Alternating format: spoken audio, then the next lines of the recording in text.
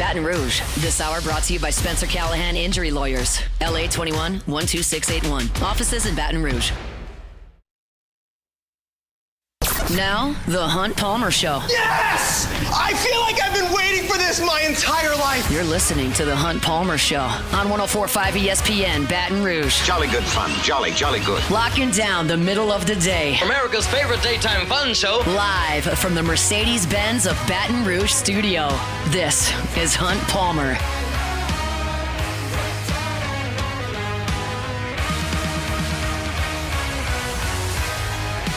Welcome in. Hunt Palmer coming to you from the Mercedes-Benz of Baton Rouge studio downtown in the capital city on this Monday. That means we're brought to you by Gulf Coast Office Products. Appreciate you starting your work week off with us. Hope it is off to a wonderful start. Got Jacob Beck and Cassie Spazzali back there on the ones and twos.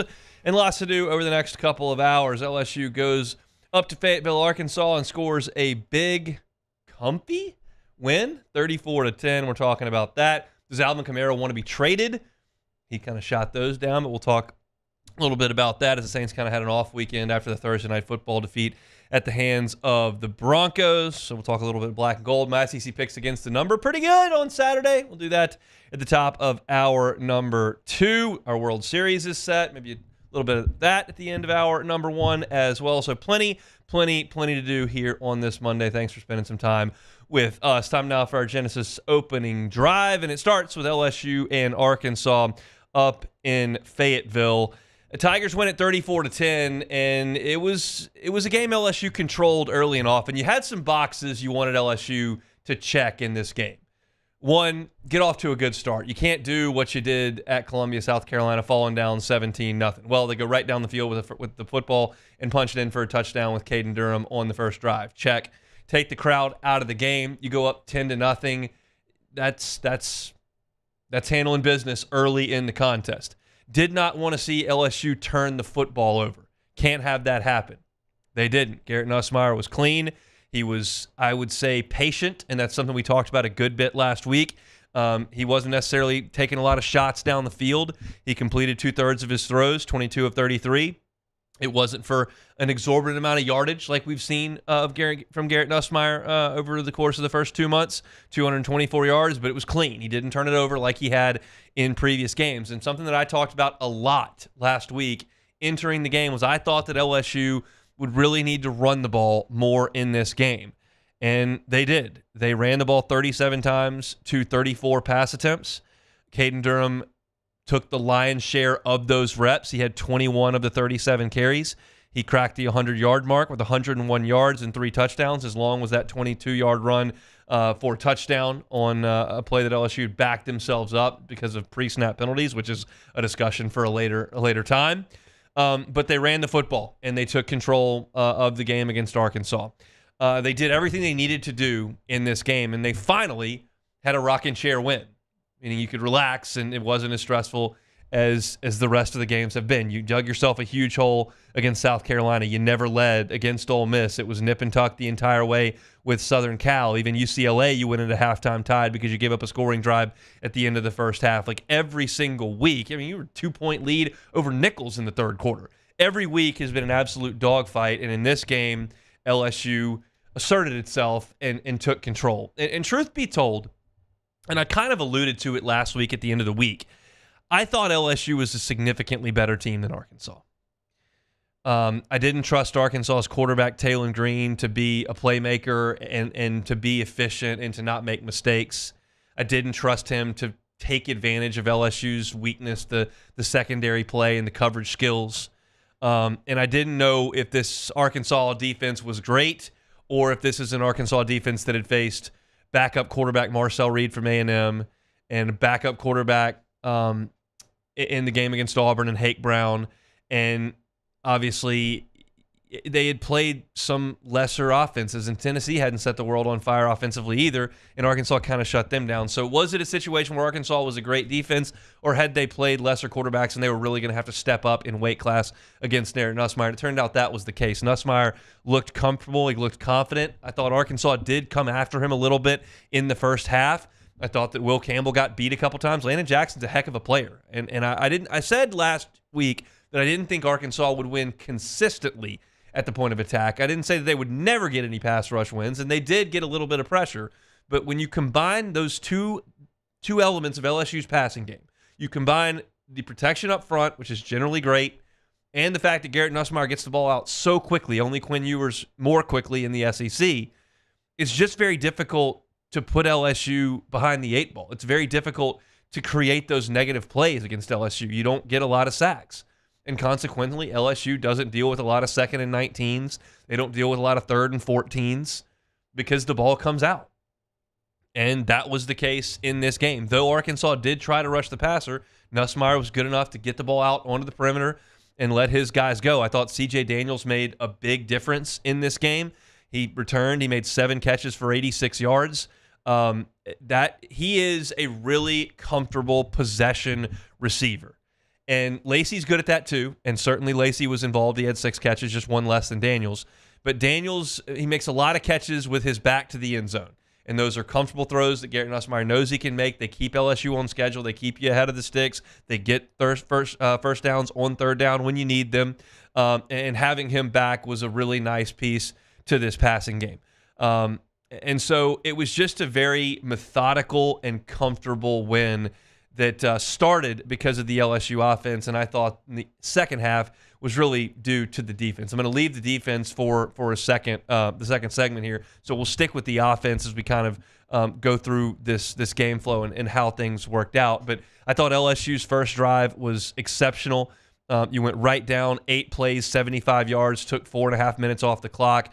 Very, very comfortable moving the ball. Yeah, you backed yourself up with 2 pre-snap penalties. Those were absolutely maddening in this game. I understand that you're on the road. I understand it was the 4th largest crowd in Arkansas history, and I understand that gives its challenges to the offense. But the fact of the matter is that just because it's loud doesn't make you jump off sides. Maybe you're late moving because you can't hear the snap count, and that's where the defense gets you because they move more quickly and they get by you as an offensive lineman. But to have false start after snap infraction, that is a lack of discipline. That is not focusing and taking care of your business. The stadium being loud doesn't make you jump off sides. That's just a lack of focus. And LSU has got to clean that up because it's going to be louder on Saturday than it was this past weekend. You've got to do a better job than that. And LSU backed themselves up multiple times, including on that first drive, all the way back to 2nd and goal from the 22. But Durham cashed it in, so that was a great drive. The offense was great really all night. They only had 8 drives of consequence. They did not try to score right before the half, so I throw that one out. And they didn't try to score at the end of the game. I throw that one out as well. So if you look at you take those 2 drives out, you had 8 drives of consequence. All 4 of your drives in the first half resulted in points. 8 plays, 75 yard for a touchdown. 14 plays, 60 yards field goal. 6 plays, 7 yards for a field goal. And then 10 plays, 59 yards for a field goal. You scored on all 4 drives. And then in the second half, you did punt on your first drive, a 7-play drive that resulted in a punt. Then you scored on your last 3 drives, touchdown, field goal, touchdown. So of your 8 drives of consequence, 7 of them resulted in points. That's efficiency. That's consistency.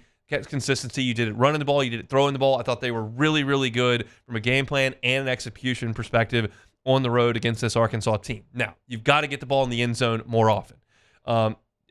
You've got to do a better job in the red zone of getting touchdowns, but they did cash them in, and I thought Ramos was huge. The final drive, I thought, was the cherry on top for this LSU offense.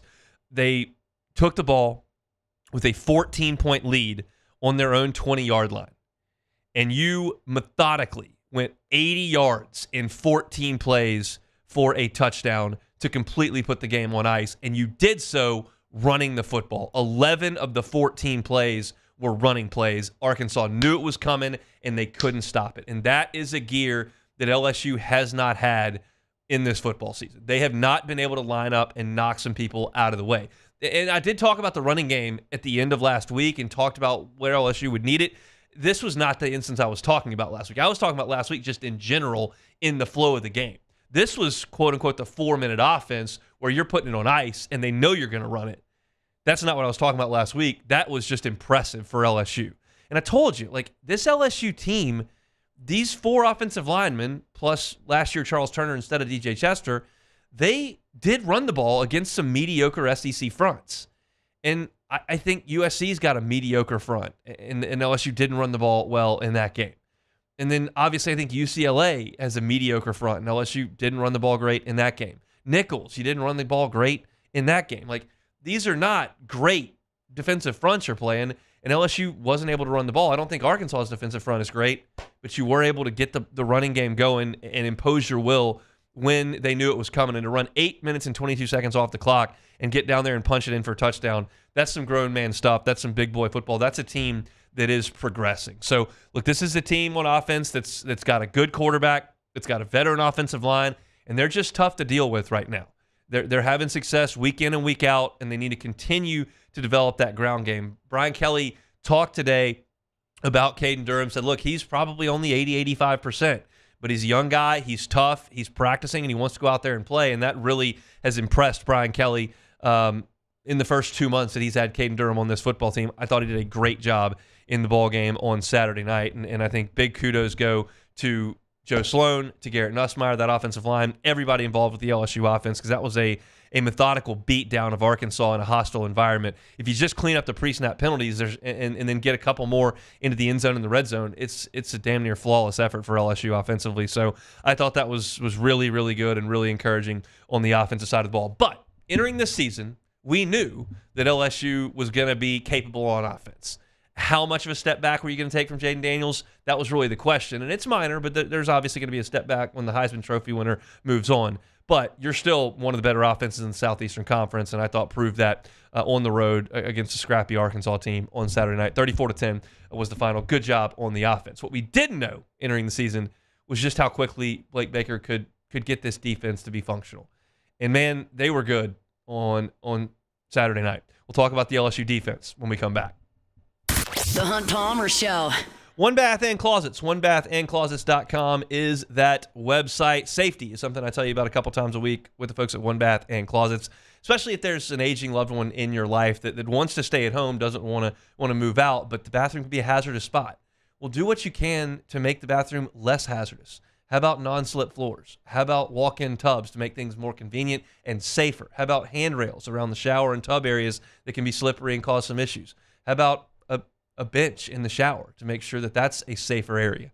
If that's something that you haven't considered, but your light bulbs are going off going, I think that might be a good idea, David Duvall and his team are happy to help you with that. They can do it all the time. They do it all the time. It's One Bath and Closets. Check out the website, onebathandclosets.com. You can get that free consultation. If you're worried about paying for things, financing is available, 0% for 18 months if you qualify. Get that process started today at onebathandclosets.com. Have David Duvall and his team come in and make that bathroom a safer place to be. It's One Bath and Closets, onebathandclosets.com. It's an everyday thing here. We work horses in the mornings and we work on the property during the day, and without these John Deere tractors, it'd almost be impossible to keep up with the place. I've dealt with some of the other colors and stuff, and I never really got the response back that I get from John Deere, We really enjoy dealing with Sunshine. They're good people. They always check on us and make sure our equipment's running, and we love them. Flip the switch and learn more about what it means to be powered by Sunshine at sunequip.com. At Atmos Energy, our smart choice solutions help customers save energy and emissions with rebates up to $500 off high-efficiency natural gas appliances, smart thermostats, and weatherization upgrades. Together, we're fueling our energy future.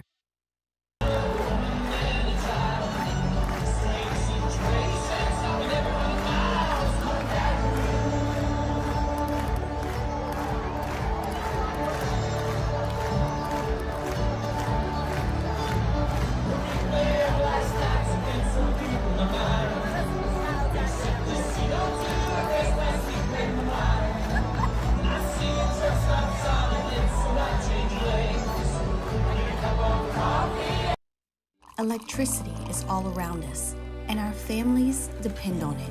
Every day is sparked by the power of a cold drink or a warm meal, a movie night, and a comforting light at the end of a dark hallway.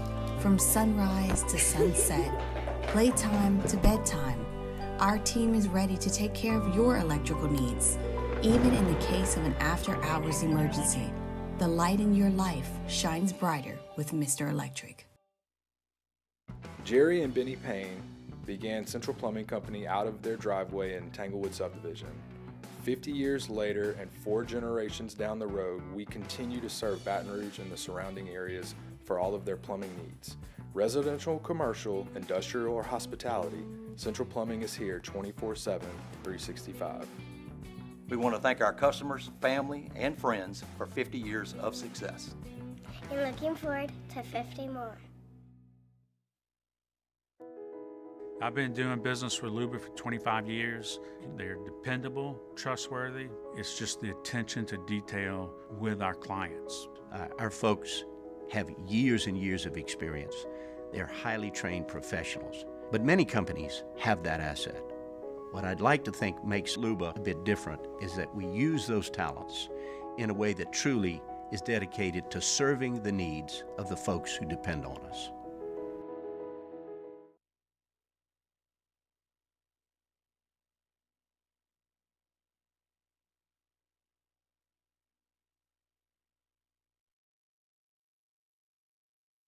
You're listening to The Hunt Palmer Show, brought to you by Gulf Coast Office Products.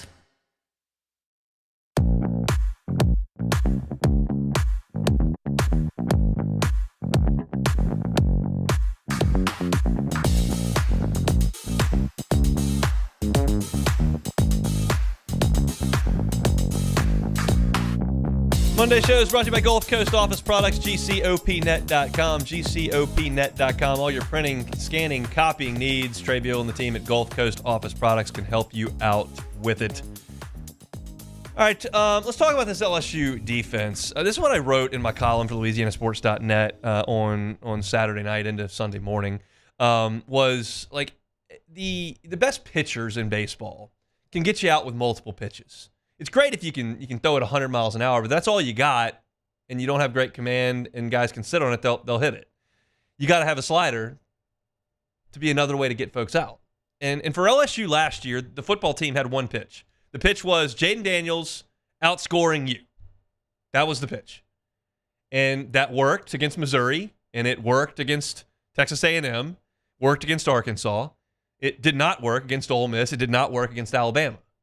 And you didn't have another option. And so you go into this season and you see the performance that LSU gives against USC. And although the defense was improved against USC relative to last year's efforts, it was still like you were going to have to go score a bunch of points to win. They didn't run the ball very well. The defense gave up 2 late touchdown drives. Like, really the only way LSU could beat you was to outscore.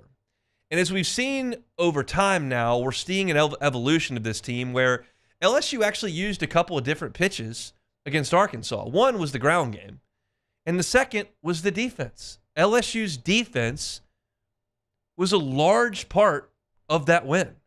You forced 3 turnovers. You only allowed 1 touchdown in the last 6 quarters of SEC action, plus overtime. LSU has allowed exactly 1 touchdown. LSU has not allowed a second-half touchdown against Ole Miss or Arkansas. You're forcing punts. You're getting turnovers, creating negative plays, getting sacks. They're improving. They're getting better. There is no question about it. Do I think that this is a dominant LSU defense? No. Do I think there are multiple first-round picks on this defense? No. Do I think that there is a marked improvement under Blake Baker, Bo Davis, Corey Raymond, Kevin Peoples? Yes, I do. They are absolutely making strides. And it's not just the game against Arkansas, who's got kind of a sporadic quarterback. They were good against Ole Miss. 6 sacks in that game, 9 TFLs. Then you turn around in this game, and you're in the backfield a ton more. You had 3 more sacks in this game. Plus, the play of the game when Whit Weeks comes on that pressure and tips the ball up into the air and catches it and falls down at the 1-yard line. That was the play that essentially put the game in the deep freeze. Caden Durham paid it off on the next snap, and it's pay dirt. You've got a guy in Zy Alexander who wasn't even targeted in this game. That's the second week in a row he's played great in coverage. You've got a bona fide edge rushing star in Braden Swinson who got a lot of attention in this game and then finally got back there and got some pressure. But he didn't register a sack in this game. They came from Paris Shand, who made a great inside move for a sack. JVR Suggs, same thing. He got back there with Devon Keys. And Weeks got back there and had a huge sack as well. He's the star of this defense. But Swinson on the other level has been very, very good. And quietly, Sage Ryan has played better at safety than he did at corner because he's a safety, not a corner. He had 2 pass breakups in the game. Major Burns seems to be playing with more confidence. He's playing at a more natural spot to him in that star position. And you're effective on defense. And it took some time, and it was disheartening to see USC go right down the field and score those 2 game-winning touchdowns in Vegas. And it was disheartening to see the big run South Carolina broke off and the big run Nichols broke off. But you started to clean some of that up. The only really bad play LSU's had now in 2 weeks is the 4th down Ole Miss 50-yard touchdown run. Outside of that, you kept Ole Miss in front of you and made some plays in the backfield, and you kept Arkansas in front of you. We've seen some wrinkles. They go to that stack pass rushing set that Blake Baker put in for this week. And if you're going to compete for some championships, you've got to have, quote-unquote, another pitch. And LSU used the ground game and the running game in this game to get it done. They're still really thin at linebacker. When Penn went out, you had to go to Devon Keys, and he's a very young player. You don't have NFL guys on the interior defensive line, and they're not putting up huge numbers. Like you got JVR Suggs with 1 tackle, Ahmad Bro with 1 tackle. Gio Paez didn't even have a tackle in this game. So they're not super productive, but they are allowing the productive guys to roam free. And Whit Weeks is doing that, and he led the team in tackles again this week with 9. And Greg Penn was active when he was out there before he went out. And they're starting to get there. They don't play defense like Georgia does right now. But they kind of play defense at the level that just about everybody else is playing it in the SEC. I don't think A&M's significantly better than LSU on defense. I don't think Alabama is significantly better than LSU on defense. I don't know that Texas is significantly better than LSU on defense. They're probably better, but I don't know if they're significantly better. Ole Miss, like I could go through the teams that are right there in contention, and LSU is playing at about that level. And when you pair that, which is functional defense that has some playmaking ability, with a veteran quarterback and an efficient offense that we detailed in that last segment, you got as good a chance as anybody to get to Atlanta. I don't know if you have quite as good a chance as Georgia, but just about. Bama's got their issues. You already beat Ole Miss. We'll see what happens in College Station this year. You don't play Texas. You don't play Tennessee. They got their issues on offense. All of a sudden, you look up, and we're knocking on November's door, and LSU looks like a pretty complete football team. I did not say elite, but I did say complete. The one issue that I think LSU has is they don't do a great job in coverage. Taylor Green did make some throws in this game to some guys that were pretty wide open. But as I watch, I don't know where I am on the spectrum of LSU is bad in coverage, and then pairing that with a lot of teams throw the ball pretty successfully. Like there's not a lot of games where an opposition throws for a 40% completion percentage. I know that Nussmeier did that against Ole Miss, but not a lot of teams take as many shots as LSU. LSU took 17 shots in that game. That doesn't happen every week. It certainly didn't happen against Arkansas.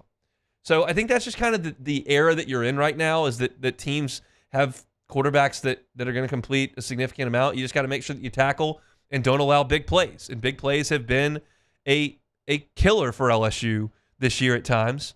And you look up, Arkansas had 1 rush of 10-plus yards. They were leading the conference coming into this game in rushes for 10-plus yards. And nobody in the league had more. They had 1, a 13-yard run, and he fumbled. So that was okay. And then they had 5 passing plays of 15-plus yards. 1 was the touchdown. It was a good throw to Armstrong where there was a miscommunication there in LSU's secondary, and there was something between Sage Ryan and Ashton Stamps that wasn't right, and Arkansas got him on that. But it was not a situation where Arkansas made a ton of big plays. And Taylor Green's pretty good at that because he extends plays. He's got a big arm, and big plays didn't crop up. That was I can tell you from talking to some of these players, we get Swinson. I've talked to him 3 times now. Weeks came out a couple of weeks ago.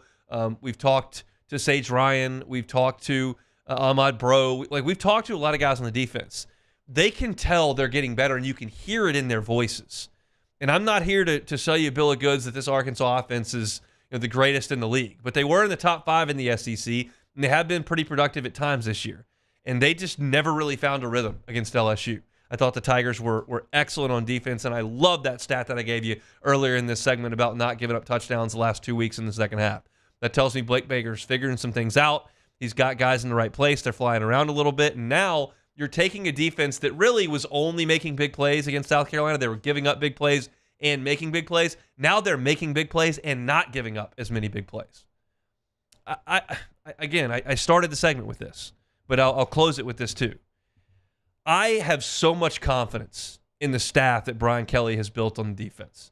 And I think the play that we've seen from them over the last 3 weeks, you start with South Alabama, which is a good step in the right direction, but certainly not one that you're going to get a bunch of flowers for.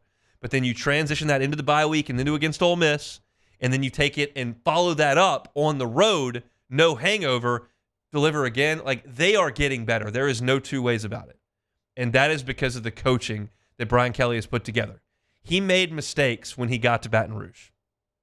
They've been rectified. Doesn't mean LSU is going to shut Texas A&M out. Doesn't mean they're going to win the game on Saturday. But this is the sample size we have. This is the information that we've got. And you look at this LSU defense, every level, all the statistics, the eye test, the tape, all of it suggests they are moving in the right direction. And I'm going to give the players the credit, but the coaching staff has been excellent as well. And I just think they're going to continue to get better. And it feels like you're going to have Corey Raymond and Bo Davis around for a little bit. We'll see what happens with Blake Baker. He's a young guy. If he fixes this defense, there are going to be opportunities for him at some point. We'll see how long he's in Baton Rouge. But I think you're going to have Corey Raymond and Bo Davis around for a while. And that ability to bring talent in and then develop it, they're going to play elite defense with this coaching staff eventually. I don't know if it's going to be this year, but once they hit those recruiting trails and they get their guys in there, I think this thing is moving very much in the right direction. I was really impressed with the way that LSU played, and it's worlds different than what we saw in Vegas, and it's worlds different than what we saw in South Carolina. They're coaching it, they're getting it, and it's at the right time because now you look forward in this 12-team playoff era, and you look at what LSU's got in front of them. If you can find a way to get this win in College Station, you're now a statistical likelihood to make the college football playoff and a real threat to get to the SEC championship game in Atlanta. And I'll be very candid with you sitting here. I did not see either of those as a realistic possibility walking off the field in Las Vegas. Either one of them. But now we have a 3-year sample size of Brian Kelly's teams that have unquestionably gotten better as the season has gone on, and that is what you're seeing with this LSU defense right now. It's a confident group, it's an excited group, and it's been a productive group for the last 2 weeks. Fun stuff to watch. They'll have a challenge on their hands coming up Saturday against the Texas A&M Aggies. All right, the Saints did not play this weekend, but there was some drama around the Saints plus some injury updates, so we'll get into all of that when we come back on the Hunt Palmer Show. The Hunt Palmer Show. You in the market for a new vehicle? Just give Genesis of Baton Rouge a shot. You probably never have because they've only been at this location, Airline at Piku, for a little over a year. They're right there near Women's Hospital. Go in there and give it a try.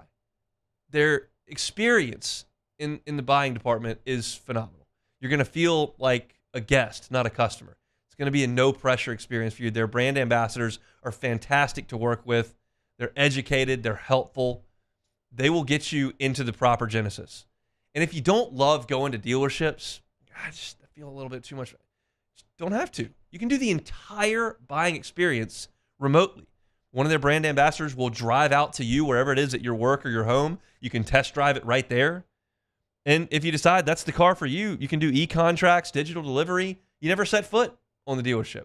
That's part of the experience of being a Genesis buyer. And with that new purchase, Talking a 10-year, 100,000-mile warranty and 3 years of complimentary valet maintenance. They come to you to do the maintenance. Need that oil change, wipers, air filter, all taken care of? One of their brand ambassadors come pick it up, take it to the dealership, get it fixed, drive it right back to you. It's just part of the experience of being a Genesis buyer and a Genesis driver. Every car on the lot is online at genesisofbatonrouge.com. Go check it out. It's a luxury brand, a fantastic experience at Genesis of Baton Rouge. Check them out online, genesisofbatonrouge.com. Bayou Chrysler Dodge Jeep Ram can get you in a new 2024 Ram 1500 truck for only $32,898. $32,898 for a new Ram 1500 truck. All new Bayou Automotive vehicles come with a complimentary 7-year powertrain warranty. The crew at Bayou Automotive is going to do right by you. Looking for the ultimate game day experience? Come to the Queen Casino in Baton Rouge. Savor game day platters and snacks, plus drink specials at 1717 Kitchen and Cocktail. So come out for game day and let our team make you the MVP. The Queen Casino, where every moment is a win. There it is, the extra mile. On the border of expected and extraordinary. For those willing to go further. Like vans customized for work or play. With safety and tech to keep you connected. Supported by a 5-star sales, service, and finance team. And backed by the 1-star you know. So go the extra mile. It's never crowded because so few have what it takes to go there. Mercedes-Benz Vans. It's an everyday thing here. We work horses in the mornings and we work on the property during the day, and without these John Deere tractors, you know, it'd almost be impossible to keep up with the place. I've dealt with some of the other colors and stuff, and I never really got the response back that I get from John Deere, you know. We really enjoy dealing with Sunshine. They're good people. They always check on us and make sure our equipment's running, and we love them. Flip the switch and learn more about what it means to be powered by Sunshine at sunequip.com.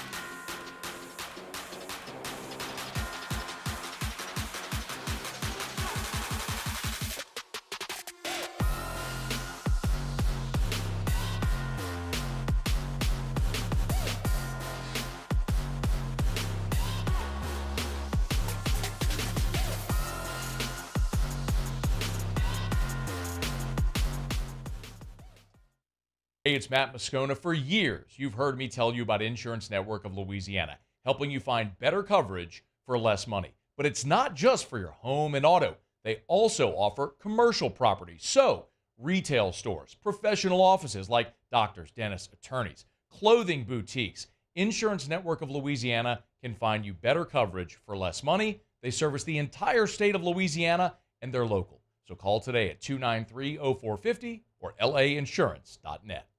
Gulf Coast Office Products is a nationally recognized Savin office equipment dealer based right here in Louisiana. Over 100 employees strong, Gulf Coast has the boots on the ground to support all vertical markets from education, engineering, legal, and finance. With the latest in office technology from desktop to production segment units, Gulf Coast and Savin have the perfect fit for you. Call 225-756-2644. That's 756. This is the Hunt Palmer Show, brought to you by Gulf Coast Office Products.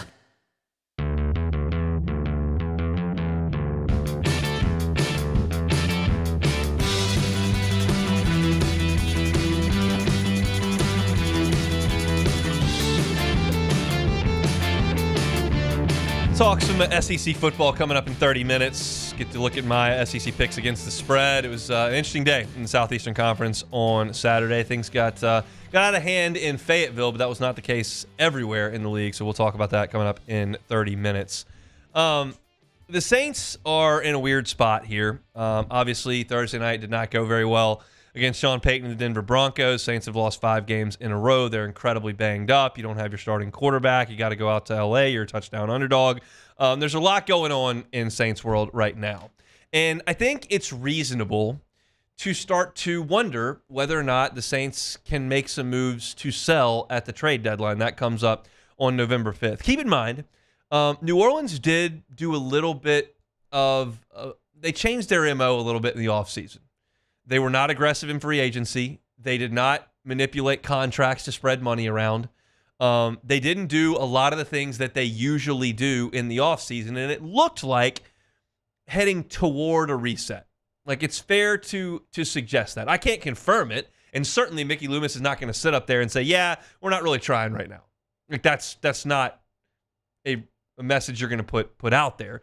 But I can infer from their actions that there's an effort here to kind of dig out of this salary cap hell they've lived in for a decade and a half. And because of that, you can infer that they're open to getting rid of some of these contracts at the top end and supplementing the back end with some cheaper, younger players. We all know Alvin Kamara is getting up in age as a running back. We all know Cam Jordan's past his prime. We all know Tyrann Mathieu is past his prime. Michael Thomas is gone. Ryan Ramczyk may never play again. Like, this old guard, DeMario Davis included, who's still playing and playing well, but is towards the end of his career, is going to be phased out here at some point. The question is, how quickly is it going to be phased out, and whether or not the Saints want to move on. Well, there were rumors that Alvin Kamara was requesting a trade. And look, Alvin Kamara was justifiably frustrated on Thursday. Chris Olave's not out there. Rashid Shaheed's not out there. Taysom Hill's not out there. Derek Carr's not out there. Their starting 3 offensive linemen on the interior aren't out there. It's basically Alvin Kamara and the misfit toys. And he was frustrated out there, playing injured, taking all these hits with no new contract. And so somebody jumped to the internet and said, Alvin Kamara is requesting a trade. And that's counterintuitive to everything that we've seen and heard from Alvin Kamara. He showed up to training camp. He showed up to work in the preseason. He's showed up for every game, even though he's reportedly dealing with bruised, broken ribs. He's said all the right things. I'm going to show up to practice. I'm going to play. I love this city. I want to put on for this team. I want a new contract, yes, but I want to be here. I want to finish my career here. He said those things. And so you see the trade request rumors, you're thinking, maybe that tune's changed. Circumstances are certainly different than they were in August. This team doesn't look ticketed for the playoffs. He's getting banged up like crazy. The contract negotiation hasn't furthered. Like, is a trade realistic before the November 5th trade deadline? And Alvin Kamara took to Twitter and said, I didn't request a trade. That's a lie. I'm in an orange road headed on the way to Knoxville. And he was there for his 2 former schools, Tennessee and Alabama, where he started, to watch that game and pull for the Vols. But he's back and says he doesn't request a trade. And I don't know if they could get anything of worth for Alvin Kamara. But I think it would be the proper thing to do to try. Again, he's got a contract that is holding some cash on it. He's late in his career. Now, the Saints have already absorbed nearly half of that cash for this year because you're talking about having already played in 7 weeks. But if they can move him, I would be in favor of that. Again, this is a difficult conversation to start to have because Alvin Kamara is really the only playmaker you've got left on this offense. And getting rid of him is even furthering that white flag that a lot of people think is on the way to going up. So if you could get a 6th rounder for him, like, do you try? I don't know. I tend to think yes. But my philosophy has been you've got to get younger, you've got to get cheaper. And 6th-round picks are younger and cheaper, and re-signing 31-year-old running backs is not younger and not cheaper. But it appears that Kamara was not upset or demanding a trade. And in this era, a lot of people are. That's across a lot of leagues. It happens weekly almost in the NBA. But Kamara apparently not requesting trade rumors, so he's going to be kind of the show pony for this offense until they can start to get some guys back to health. Clearly not going to have Shaheed, but you got to get Olave back. Hopefully Taysom Hill returns at some point. You finally got Kendre Miller back into the fold, and Carr will return at some point. But until then, this is Alvin's show. And I'm just, I'm encouraged, again, and I've talked about this a lot, I'm encouraged that Alvin Kamara is not banging on the door and demanding to be traded because he's been so admirable and so professional about this whole thing, and that would have been a complete change of tune. It doesn't mean it's not within his rights. It doesn't mean it wouldn't make some sense, but I'm glad to hear that it's not true because it's just not the guy that he's been. And when Alvin Kamara's time is done in New Orleans, he will obviously go into the Saints Hall of Fame, is one of the greatest players in the history of the franchise, and he should be welcomed back exceptionally warmly. Not only for the touchdowns that he scored and the production that he's given the organization for nearly a decade, but for the professionalism with which he's handled this part, it's easy to be the toast of the town when you're scoring 14 touchdowns a year and your team's winning 12 games a year, which is what was happening for Kamara early in his career. It's tougher to be that professional when you've lost 5 in a row and all your dudes are in the training room all week. But he's done it. And I'm thrilled to hear that he wants to continue to play for New Orleans. And we'll see what the Saints decide to do over the next 2 weeks. Again, I wouldn't be opposed to them shopping and seeing if they can find a trade partner there. It's not going to be a huge return, but anything is better than nothing. There are probably some Saints fans sitting here listening going, no. Did you see? Like, Atlanta lost again. Like, we got to get guys back healthy and we can fight and scrap and claw to get towards 500 and maybe win this division. I'm not there anymore. I've kind of let that ship sail. But this is a new ship we're talking about with the trade deadline approaching, and there aren't a lot of contracts the Saints could deal. This potentially could be one of them. We'll see if they're motivated to do it. Beck, I'll pose you the question. Would you trade Alvin Kamara for a 6th-round pick? No, I wouldn't. Why? Because a 6th-round pick compared to what he's going to give the Saints for the rest of the season is not the same. I mean, are you still focused on winning games this year for the Saints? No, and I understand that if you're in the mindset of, okay, let's actually maybe just lose a lot of games so we can get a high draft pick, then obviously you probably wouldn't want Alvin Kamara playing because he's one of your better players on offense. But to me, he means so much to this team and the fan base, and if you trade him away now, the fan base is already like at the edge. Most people have probably already jumped off the cliff at this point. They have. But if there's any still left and you get rid of Kamara, who's the heart and soul of this team pretty much, then everyone's jumping off and you're going to have, 20,000 people in the Superdome. And maybe that's where this needed to go. Maybe trying to hang on to the cliff as long as you possibly can has gotten them to this point. May not be the thing anymore. Yeah. I feel the need to reiterate this like every week when we start talking about this. Like, it's not a lot of fun for me, and it's not super comfortable for me to sit here as a guy who doesn't support the Saints every single Sunday and say, hey, just give it up. Like, that's a sucky conversation to have. It is.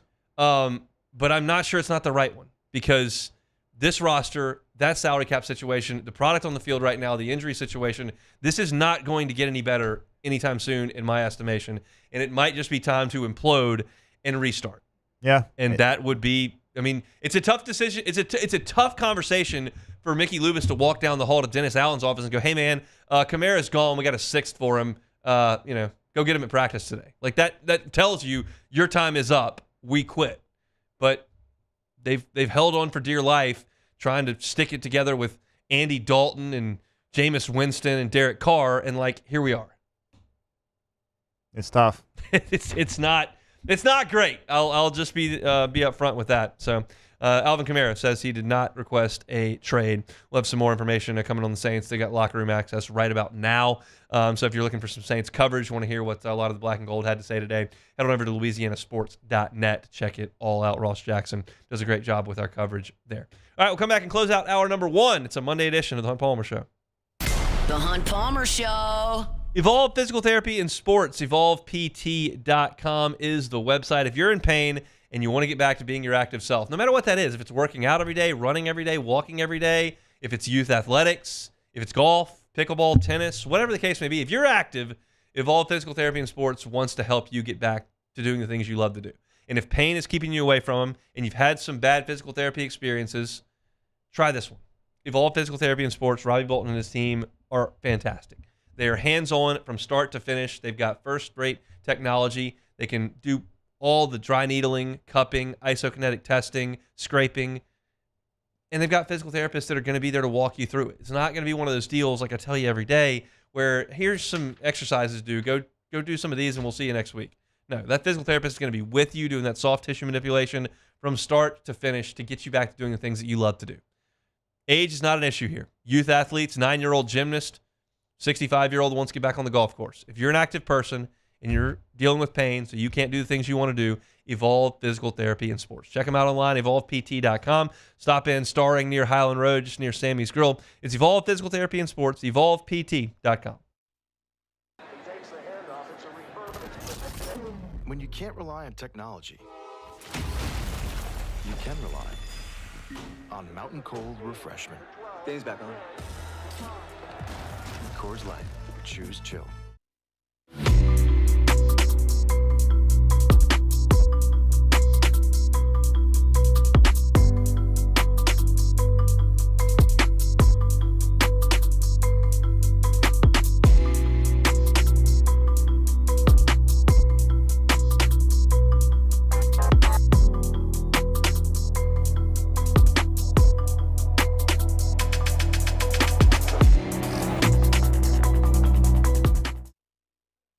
Bayou Chrysler Dodge Jeep Ram can get you in a new 2024 Ram 1500 truck for only $32,898. $32,898 for a new Ram 1500 truck.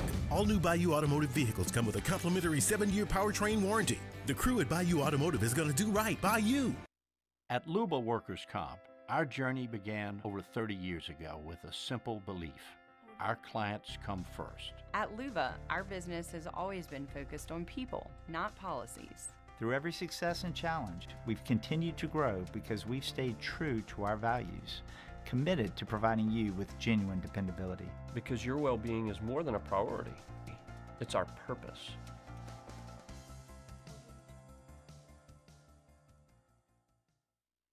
Dylan Cruz here to tell you about Six Rings Baseball and Softball Camp. If you live on the North Shore and play ball, go to Six Rings Camps with former LSU assistant coach Dan Canaveri. His knowledge is second to none, and your child will improve and have fun doing it. Camps were held at Coquille Park and Six Rings Academy in Covington with 4 sessions over the summer. Full day and morning only sessions are available from ages 7 to 13. Go to sixringsbaseball.com or call 985-206-9096. Learn the game to love the game. BRAC teamed up to reimagine your parks, and you imagined big. With your help, we went to work, creating 12 beautiful community parks across the parish. A family-sized water park, miles and miles of trails, and parks just for your dogs. There are more places to splash, to explore, to run wild, and even soar. You imagined, we delivered. Gold. BRAC, your #1 park system in the nation. Electricity is all around us, and our families depend on it. Every day is sparked by the power of a cold drink or a warm meal, a movie night, and a comforting light at the end of a dark hallway. From sunrise to sunset, playtime to bedtime, our team is ready to take care of your electrical needs, even in the case of an after-hours emergency. You're listening to The Hunt Palmer Show. You're listening to The Hunt Palmer Show. Brought to you by Gulf Coast Office Products.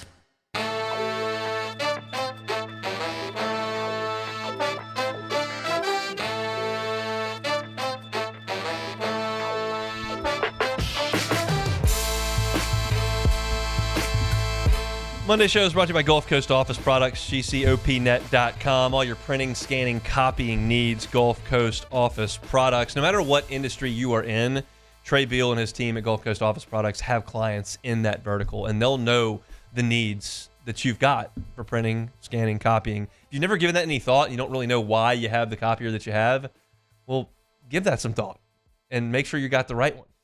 Whether you're in law, healthcare, banking, like us, media company here, education, no matter what, Trey Beal's got clients in that line of work, and he understands the needs that you've got. Work with the folks at Gulf Coast Office Products. They can service statewide, up in Shreveport, here in Baton Rouge, down in New Orleans, over in southwest Louisiana. Gulf Coast Office Products, fantastic company here in Louisiana. Great to work with and great partners here on the Hunt Palmer Show.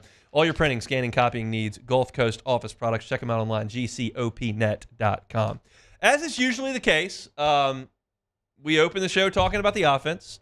Second segment, we talked about the defense, and that's fantastic. And I thought LSU's offense was great on Saturday, and I thought LSU's defense was great on Saturday. But the special teams, especially the kicking portion of the game, was fantastic as well. Damian Ramos, what did I've got to say that right. I've been back and forth. I looked it up today. It's Damian Ramos. Has been really great for 3 years for LSU.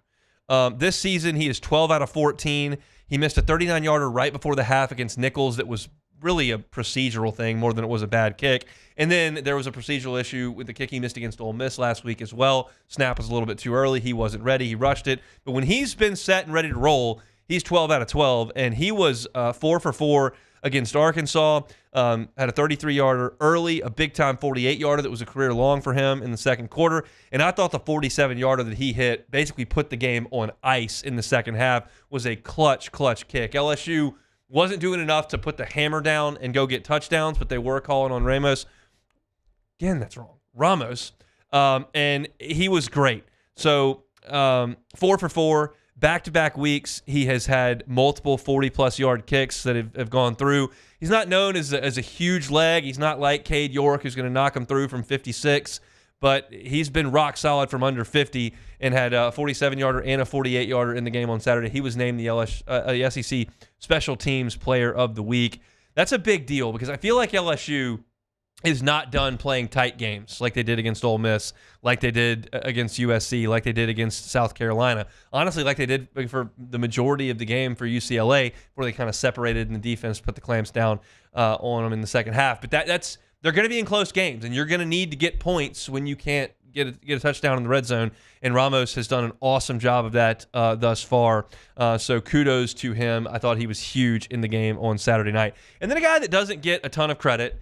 We don't ever call his name quite often. And really, frankly, like I don't ever look up when he's out on the field because I'm usually doing something on the website. Aaron Burrell has just been nails for LSU. And Brian Kelly talked about that today with just how they don't have to worry about kick coverage because Aaron Burrell has had 39 kickoffs this year. 37 have gone for touchbacks. And one of the two that was not a touchback was against USC when Kyron Lacey got the unsportsmanlike foul and they moved him back 15 yards and LSU had to kick off from the 20-yard line and almost gave up a touchdown. Burrell actually had to make the tackle at midfield against Zachariah Branch. But Burrell is an automatic touchback. And for a school and a program that has struggled so mightily with special teams over the last 3 years, to have the luxury of just crossing kickoff coverage off the list, that's pretty good. That's a pretty good luxury to have. And Burrell just bangs it right out of the end zone every single time.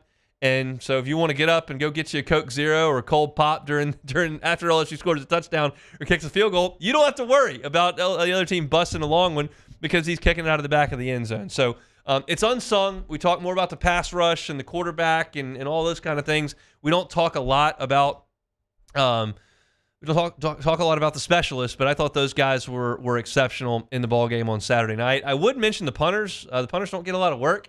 I told you LSU had 8 drives of consequence, and they only punted on one of those. So Peyton Dodd and Blake Oxendorf, they've combined to punt now 20. There's 20 team punts over the course of 7 games. So you're talking about less than 3 punts a game. That's some solid stuff. Yeah, and also that was one of the worries before the season started in training camp that both of those guys did not look good, and they haven't been great or they haven't been super good, but they've been solid. They haven't shanked one or hit one. They've been okay, and that was something that people were really concerned about. Here's the deal: opponents have only returned 5 LSU punts all year. For a total of 44 yards. There was a 16-yarder, but that's been LSU has kicked it high. They've angled it. They've covered it, and this is again. We only talk about special teams when something awful happens. When you get an extra point blocked to lose in overtime, or at the end of regulation against Florida State. When you're muffing punts left and right, or you get crucial field goals blocked. The only time we ever bring up special teams is when crises happen, and this seems like an apt time to go, hey. By the way, no crises on the special teams. They seem to be functioning at a pretty high level, and Bob Diaco handles the vast majority of that, and he's still on staff and does a solid job with it, and just deserves some credit. I'm still waiting for Xavion Thomas to bust one, and he hasn't quite gotten there yet. I thought he would have a punt and kickoff return for touchdown this year. That was one of my bold predictions before the season started, and we haven't gotten either one yet, and we're halfway home. So I really thought we were going to get one. Who had the great punter this year? Oh, South Carolina. They had a guy that was an All-American, and one of my keys to the game was this guy kicks it like 55 yards. He kicks it 55 yards to Xavier Thomas. He's going to get it and try to take it the other way. That didn't necessarily happen. So haven't gotten there on my bold prediction, but we're still only halfway done. So we'll see. I would love one in College Station this weekend. But shout out to the LSU specialists and special teamers. All been very, very good, especially over the weekend and today.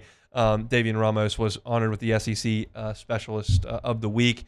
Incidentally, on the offensive side, Emory Jones, Offensive Lineman of the Week, which was not what I was expecting because I do the Pro Football Focus grades every single week, and his was not very good over the weekend. But the SEC thought it was good, so they gave him that award as SEC Offensive Lineman of the Week. So Emory Jones and Davian Ramos, your SEC Players of the Week at their respective positions. If you missed any of hour number 1, check it out on demand. 1045ESPN.com's on demand tab, Apple Podcasts, Spotify, Google, wherever you find your sound. You can always find us. Just search Hunt Palmer Show. Like, subscribe, rate, and review.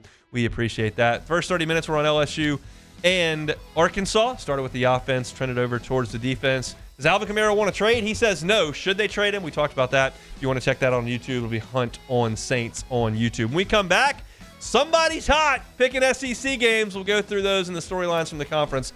It's the Hunt Palmer Show. The Hunt Palmer Show. Audio Video Security Solutions, avssla.com is the website. Mitchell Fisher and his team, fantastic local company. I tell you all the time, earlier this year, they were given the People's Choice Award for the best vendor at the Parade of Homes. It's because they have fantastic capabilities. They're technologically savvy, and they're great to work for. For us at the Palmer House, they handled mounting our televisions. They can do that for you. They handled wiring us the audio inside and outside for us. They also handle our security alarm. They can do it all. And the installation was seamless. It was professional. And the customer service after the installation has been exceptional as well. We thought we had some issues with our smoke detector. Turned out that was user error, but Mitchell was over that afternoon and checked on it for us. Give him a call at 225-439-7920. 225-439-7920. Mitchell Fisher and his team. It's Audio Video Security Solutions. They're on Instagram at AVSS_BR, and they're online at AVSSLA.com. The only thing scary about the deals at Bayou Ford is if you miss out on them, like $15,000 off F-150. Bayou Ford has $15,000 off Ford F-150. All new Bayou Ford vehicles come with a complimentary 7-year powertrain warranty. The crew at Bayou Ford is going to do right by you.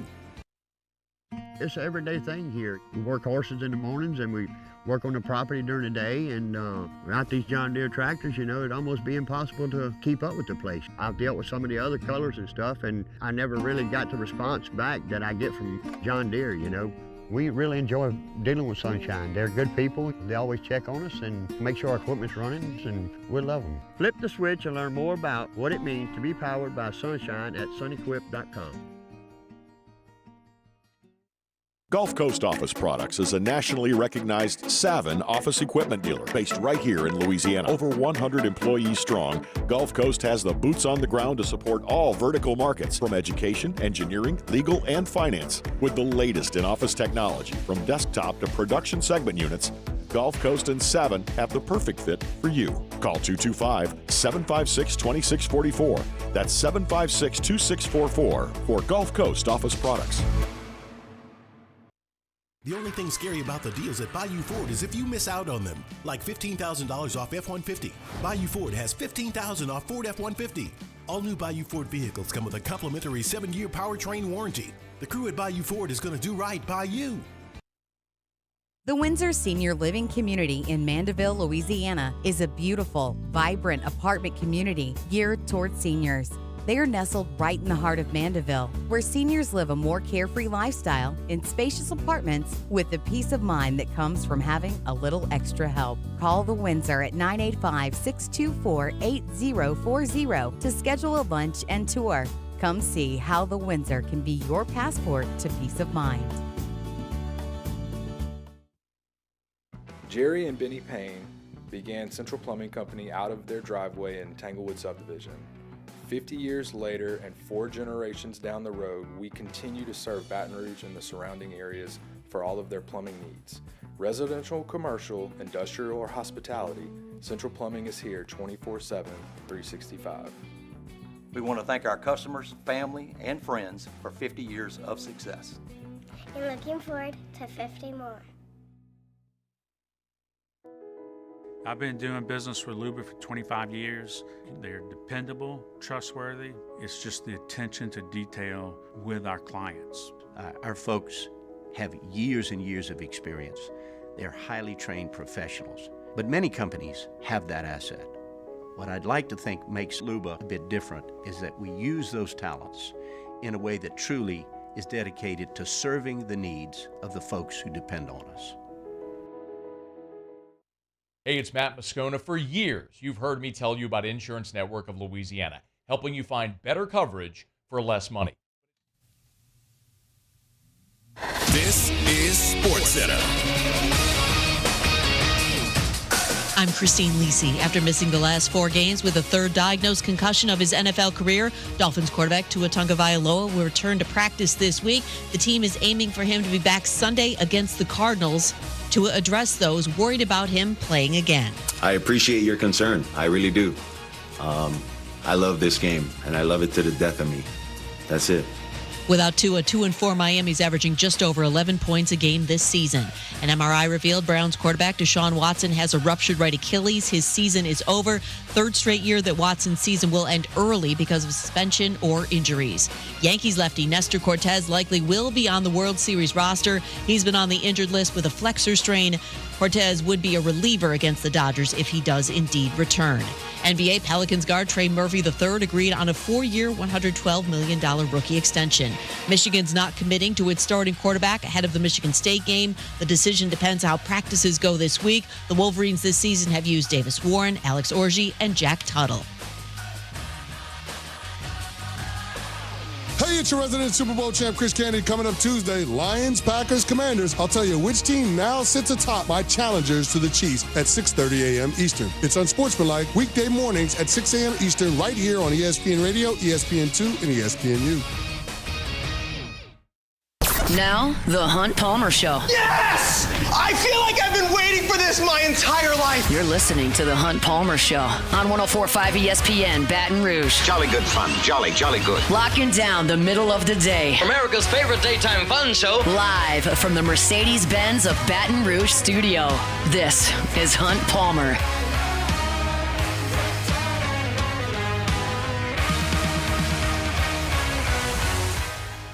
Hour 2, Monday edition of the Hunt Palmer Show, brought to you by Gulf Coast Office Products. Hope your work week's off to a good start. Thanks for hanging out with us here on 104.5 ESPN Baton Rouge. Plenty to do here in hour number 2. We'll get to some things that Brian Kelly had to say today, as well as some thoughts on the National Football League over the weekend. But top of hour 2 on Mondays, we always go back and look at the Southeastern Conference games on Saturday. Beck, I asked you on Friday if I was red hot, and you said no, that I was not red hot. I took offense to that. I thought that was ridiculous, and I thought that I was red hot. And so I'm going to ask you once again, am I red hot picking games? Yes. And I said, whenever I said that you weren't, I said, if you have another week like that this week, you are, and you are. There's no question about it. 5-1-1 against the number for your boy on Saturday. The only one I missed was a pretty big miss. I had Kentucky. They were actually laying points in Gainesville and got run off the field. But we were covering all over the place outside of that one. We were covering in Nashville, Tennessee with Ball State, saying that Vandy was going to be hung over. They sure were. They only scored 24 points on the second worst defense in all of college football. We were excited about the fact that South Carolina was going to go beat Oklahoma. They certainly did. I liked Georgia catching points anytime I can get Georgia catching points. That was an easy dog walk cover. I liked Mississippi State. They're just a cover. They're a covering machine, and they absolutely covered against Texas A&M, catching 18 points in that game. I liked the Vols at home catching 3 points. Actually, I didn't like that one much. I just went with it, and that one obviously covered as they won the game. So it was a 5-1-1 week. I am now comfortably over 500. We are 38-33-1. That is 5 games to the good of 500. What do you have to say? I mean, it's just clinical. It's just an incredible turnaround after you had those. There was a 4-week stretch there where it did not look good. It was not good. After week 5, you go 1-4, and then we come back with the Costanza picks week 6. And then it's just been lights out. 14-4-1 against the number in the last 3 weeks. That's I mean, that's why they pay me multiple $1,000s every year to do this radio show. That's correct. That's incredible. All right, let's talk about some of the games because they were very, very. What was the most interesting result of Saturday to you?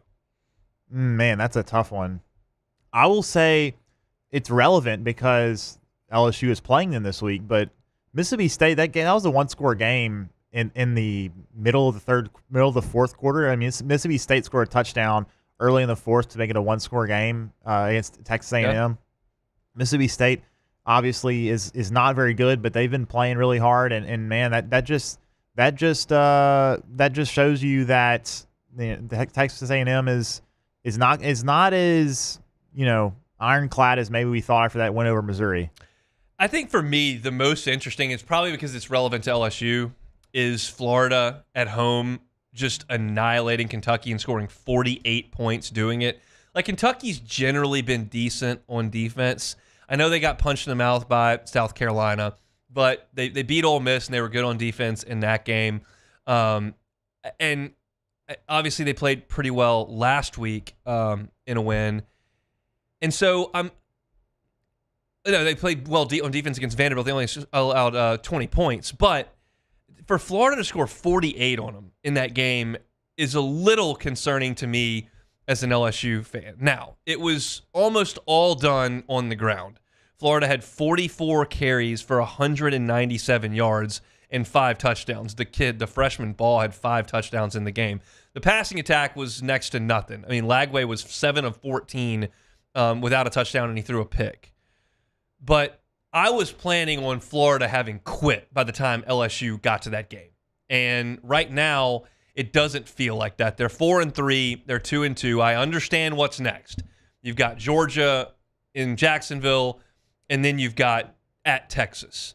And that's what's leading up to LSU. So perhaps things unravel there. But in my head, Florida was going to get smacked by Tennessee, potentially lose to Kentucky at home, and then you may have a fire the coach situation, interim coach, players into the transfer portal, keeping red shirts. Like, it could have been real dysfunction in Gainesville. And now, when you look at their last 4 weeks and you say, okay, they went to Mississippi State and crushed them. They played Central Florida and won. They went to Knoxville and probably should have won that game. And then they crushed Kentucky. It's just not going the way I thought it was going to go. I still think LSU's a better team than Florida, but I was counting on a half-empty stadium and guys opting out and an interim coach. And I don't know if we're close to that. Yeah, that's true. And, that probably is really the most interesting result. And that's going to be a game that's, at the end of the season there with Florida, Vandy, and Oklahoma, and most people that's are probably where I'm going next. Most people are probably gonna turn their nose up to those 3 games, but it's not gonna be easy. This is me on the air, on the record, turning my nose up at the Oklahoma game. That team is not coming in here and winning because LSU is going to score 24 points. Is it fair to say? Oklahoma couldn't score 24 points if they played until the 4th of July. They are beyond atrocious on offense. I watched that game. My eyes were bleeding. I'm surprised my television still functions. Shout out AVSS. It must be them. That was unspeakably awful offensively. 12 points in their last 2 games. They ran it 41 times for 53 yards. Now, there's sack adjustments there. Their running back actually had 17 for 70, which is not good, but it's not. But if you just put it all together, I mean, all they do is punt. That's all they do is punt. And they turn the ball over. They don't have a quarterback. Both of them are bad. They just fired their offensive coordinator yesterday because it's so bad. I mean, they're so far and away the 16th best team on offense in the SEC. It's just not even close. They scored 9 at home on South Carolina. They scored 12 on Texas. God bless Auburn. But they got a defensive score to score 15 on Tennessee. It is remarkable how terrible they are offensively. They were good on offense last year. And now Levy leaves and your quarterback goes to Oregon and you bring up the 5-star. There's just no guarantee. And South Carolina had 9 sacks in this game. 9. They got no offensive line. All their receivers are hurt. None of their quarterbacks are any good. I mean, That's a jarring result. Yeah, I wonder. So to me, going into this season, I think a lot of people expected Oklahoma to struggle, but not this bad. And now I'm wondering, what is more of a surprise, how bad Oklahoma is on offense or how good Vanderbilt has been? I think it's probably going to be Vanderbilt, but still, the Oklahoma thing is just... I think you could not have forecasted Oklahoma to not be able to score a touchdown. And so what's coming up for Oklahoma? Well, they're at Ole Miss, and once again, like, Ole Miss is going to score 24 points, so you can't win that game. Then they got the Black Bears coming in from Maine. I like their odds in that one. But then they're at Missouri. Probably not going to win that game. Alabama in Norman. I don't love your chances, and they're not coming to Tiger Stadium and winning. For LouisianaSports.net last week, I ranked LSU's 6 remaining games most difficult to softest, and I put Oklahoma last, and that was before South Carolina held them to 9 and sacked them 9 times. That to me is the easiest game on LSU's schedule remaining, and it's amazing to me that they are as bad as they are, and it just doesn't feel like it's going to get any better anytime soon. We'll briefly talk about Vanderbilt and Ball State. We'll do the bigger games, Georgia and Texas, as well as Alabama, Tennessee in the next segment. But Ball State, Tennessee, Ball State, Vanderbilt, sorry. This was just predictable. I mean, Vanderbilt, they're human. They got super amped up for Alabama, super amped up to go on the road and play Kentucky. You just can't recreate that against a Ball State team that is the worst, second worst defense in the country, and it was just a sluggish effort. They're still not great throwing the ball, and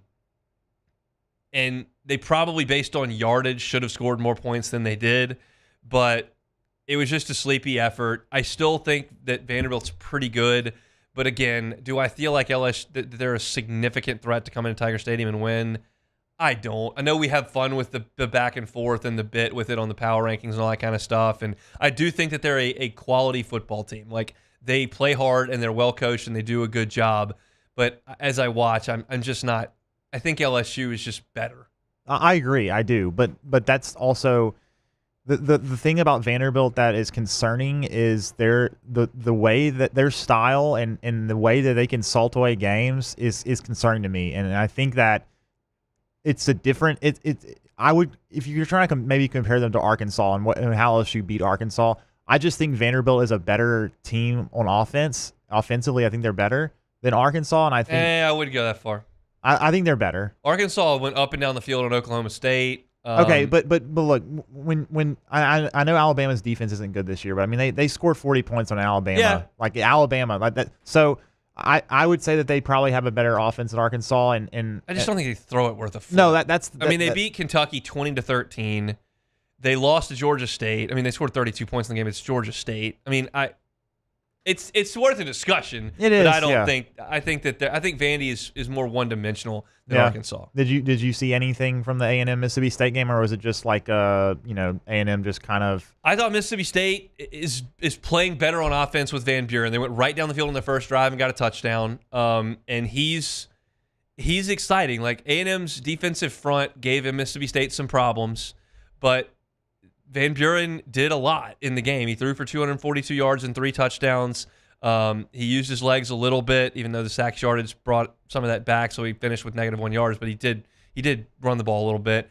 But they just don't have the dudes. Like, it's a dude problem in Starkville, and that's why they have 1 win on the season. I thought Wigman looked terrible. He did not look good. That's going to be a later this week talking point. He threw 2 interceptions, and on one drive, he threw 2 pick sixes they dropped. I mean, pick sixes. Out route, in stride, going the other way, and it bounced off the shoulder pads for Mississippi State. Now, I'm going to spend probably all of Thursday and Friday begging for the crappy Connor Wigman to show up on Saturday, because 2 years ago when LSU played him there, he was great. In the game against Missouri, he was great. In the game against Mississippi State, he was atrocious. In the game against Notre Dame, he was atrocious. And that's in there. And Texas A&M did enough to withstand that, but he was awful on Saturday. No two ways about it. He should have had 4 interceptions. He ended up with 2. So that's going to be a this week talking point, and we'll certainly get a lot in Texas A&M. If you're looking for kind of a beak wetter on the Aggies, I just went into all their statistics and threw them up on the website at LouisianaSports.net this morning. So you can look at Texas A&M by the numbers. But yeah, it was predictable. That was going to be a letdown spot for them. coming off that huge emotional win against Missouri, and Mississippi State's playing better. And they offensively did a good job against Georgia, and they did a pretty good job against Texas A&M. They just don't have the dudes on defense to slow them down enough, and A&M ran it for 137 yards. Moss got going, and so not too much to take from in that one. So let's kind of look at the B-sides from the SEC this week. When we come back, let's talk Alabama, Tennessee, what's up with the Tide, and we'll talk Georgia and Texas. Are the Bulldogs the best team in the country? That's all coming up next. The Hunt Palmer Show. Got to make LeVare's Baton Rouge your game day headquarters this season. They got huge screens. They're able to put the football games on. The World Series will be on this week as well. And they got great food, great service, and a great atmosphere inside ESPN Bet there in the Bears. Plus, sign up for the Cover 5 SEC contest. I went 2-3 this week. I was right for the picking, and I backed up in the standings as a result of it. If you want to play, jump in. You can get weekly prizes. LABRSEC24 is the code you put in. LABRSEC24. Download that Cover 5 app. Get the Pin Play app as well. And compete against me and a bunch of other listeners on the app. Not a member? Get the Pin Play app today. LeVare's Baton Rouge is your live sports headquarters. Must be 21 years or older. Gambling problem? Call 1-800-589-9966 for help.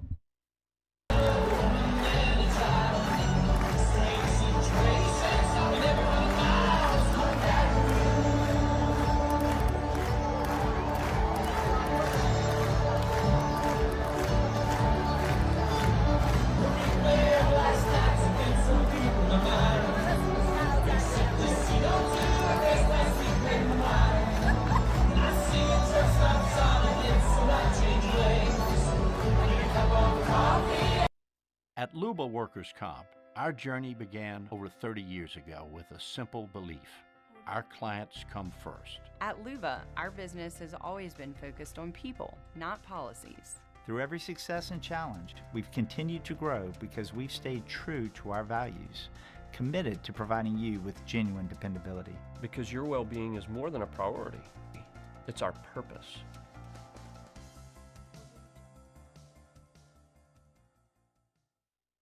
Dylan Cruz here to tell you about Six Rings Baseball and Softball Camp. If you live on the North Shore and play ball, go to Six Rings Camps with former LSU assistant coach Dan Canaveri. His knowledge is second to none, and your child will improve and have fun doing it. Camps were held at Coquille Park and Six Rings Academy in Covington with 4 sessions over the summer. Full day and morning only sessions are available from ages 7 to 13. Go to sixringsbaseball.com or call 985-206-9096. Learn the game to love the game. Breck teamed up to reimagine your parks, and you imagined big. With your help, we went to work, creating 12 beautiful community parks across the parish. A family-sized water park, miles and miles of trails, and parks just for your dogs. There are more places to splash, to explore, to run wild, and even soar. You imagined, we delivered. Gold. Breck, your #1 park system in the nation. Electricity is all around us, and our families depend on it. Every day is sparked by the power of a cold drink or a warm meal, a movie night, and a comforting light at the end of a dark hallway. From sunrise to sunset, playtime to bedtime, our team is ready to take care of your electrical needs, even in the case of an after-hours emergency. The light in your life shines brighter with Mr. Electric. Jerry and Benny Payne began Central Plumbing Company out of their driveway in Tanglewood Subdivision. 50 years later and 4 generations down the road, we continue to serve Baton Rouge and the surrounding areas for all of their plumbing needs. Residential, commercial, industrial, or hospitality, Central Plumbing is here 24/7, 365. We want to thank our customers, family, and friends for 50 years of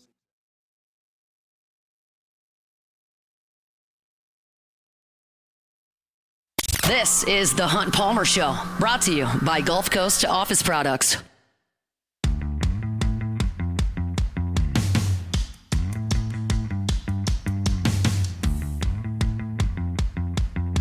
All right, let's talk about the big boy action in the Southeastern Conference back on Saturday. Obviously, third Saturday in October. Big showdown between Tennessee and Alabama up in Neyland. And I feel like there's a lot of complexity in breaking down this game. I was able to watch a little bit of it as we were doing the pregame show. And it's weird. Like, Alabama's defense played good in the first half. Like they kept Tennessee off the scoreboard. I'd been maligning this Alabama defense for the better portion of the last month. They got carved in the second half against Georgia. Couldn't stop Vanderbilt. I thought against a pretty mediocre, to put it nicely, South Carolina offense that Bama got gashed a little bit. And they put up zeros in the first half. But Tennessee got it rolling in the second half and scored 24 points. And a lot of that was due to them just running it right at Alabama with Dylan Sampson in the second half. He finished with 139 yards on 26 carries in the game, and Alabama didn't have a great answer for him, which is just jarring to watch Alabama play and not be able to stop the run. I mean, I just feel like I watched Alabama for 17 years put up a brick wall against the run, and they did it in the first half. So good. It's not like all bad, but they couldn't sustain it. And it just feels like maybe not a completely fixable issue right now with that team. Maybe they don't have the guys. Maybe they're not as well coached. Maybe the depth is gone because the transfer portal. Like, I don't know. But they got gashed in the second half. And it's just odd to watch. We have not seen that in almost 2 decades. It's even more odd to me how Tennessee has not managed to score a single point in the first half of their last 3 games. Yeah, that's bad. And they somehow managed to win the last 2, though. Yeah. And it's just it's impressive, man, to put it mildly. I think holding Alabama to 17 points is just really, really impressive. And for those that thought Tennessee was, maybe going to be down and out, that they seem to still have some life in them. They're very much in the mix. Now for Alabama, this is a complex thing. I think there are some that will dismiss it. The guy who hosts the show that comes up in 40 minutes will dismiss this comment, but I still believe in it. Like, if I am who's going to pick early in the draft that wants a quarterback, doesn't matter, like whatever, an NFL team, like, no, I'm not drafting Jalen Milroe. Panthers, honestly. Yeah, whatever. I'm not going to draft Jalen Milroe. But for the college game, he is a handful for defenses to deal with, but he makes some really bad plays. Red zone interception in the first half, inexcusable. Interception to end the game, awful throw. Like, they were in desperation mode to an extent, but just a terrible throw. And honestly, the one touchdown he throws to Ryan Williams, I could have thrown. Like, he just threw it in the vicinity of Ryan Williams, who jumped up into the defender and, like, made the play on a juggle. Like, it was not an accurate throw or a well-placed ball. Like, it was the play call was, okay, they put Williams one-on-one, throw it over there. And he did. And the guy, but it wasn't like a great play. Like, he completes 25 of 45 in this game. As far as passing goes, he's erratic and he'll make mistakes. LSU didn't force him to throw the ball ever last year. He just ran a bunch. And that's what I do really like in his game. In big games, he can run. He ran a ton. Not that it was a big game, but they were on the ropes, and he ran a ton against Vanderbilt and was really productive doing it. He ran a ton against Georgia, and it was really effective. They scored a ton of points and won the game. He really didn't get going at all in this game. He ran it 14 times for 11 yards. His long run was 10. Of course, there were sacks, though. Yeah, there were. But what I'm saying is, like, not he didn't. Good, though. It's not. And, like, it's an enigma, or not an enigma. Like, I think it's pretty well spelled out, but it's just not a consistent output with Milroe. I said after the Georgia game, we have to stop thinking about Jalen Milroe as being a liability for Alabama. He's not. I'll walk that back to an extent because at times he's a liability, but at times he's a real handful because he's such a good athlete and they've got such good players around him. But Tennessee got after him a little bit. They got 3 sacks. They forced him into a couple turnovers, and he's just not.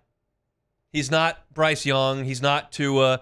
He's not even Jalen Hurts, quite frankly. He's a step below those guys, and they scored 17 points. Like, that's what it ultimately boils down to. They scored 17 points. Yeah, and for Tennessee, maybe, we all thought collectively after those first 3 games, even though they were against nobody, and even after the Oklahoma game, 25 points, not great, but maybe this Tennessee team is just going to be a run-heavy, they are defensive, defensive team. Like, they're not going to be.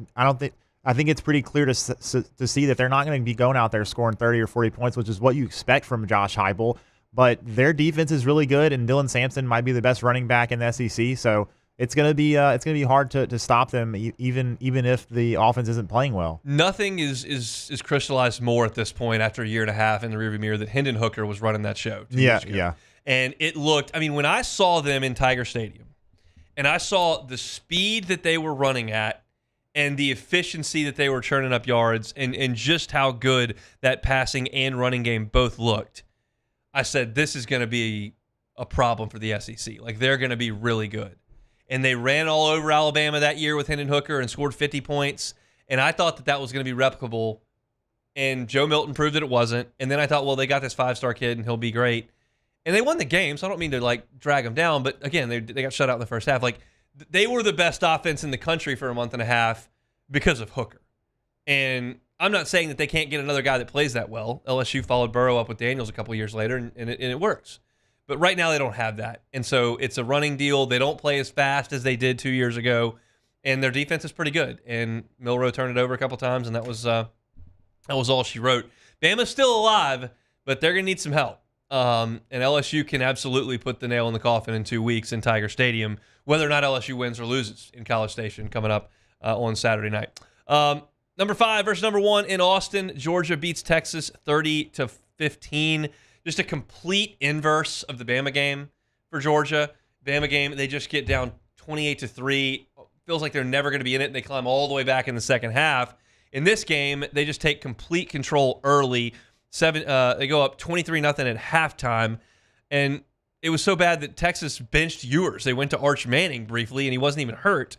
But Georgia flexed their muscles on defense in the first half in a way that they weren't able to do against Alabama. And it feels like if you go and look at Georgia's season in its entirety, that they probably just played a Murphy's Law 30 minutes against Alabama where everything that could go wrong went wrong.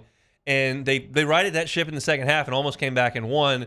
And then since then, the offense has been really good. Carson Beck's got to watch it with the turnovers. 3 interceptions is going to get you beat a lot of times on the road. But Georgia was able to run the ball on Texas for 118 yards. Trevor Etienne had a good game. And then Beck spread it around a good bit and hit a lot of guys.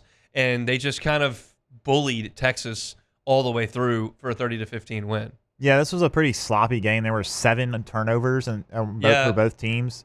But, man, I just really don't like the decision to take Quinn Ewers out. Like, I understand that they were not doing anything really on offense.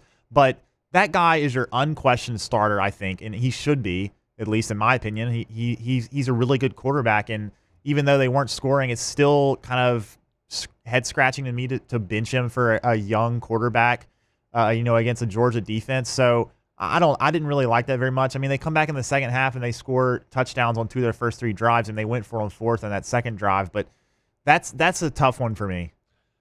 Do you think Georgia's the best team in the country? No. Who is?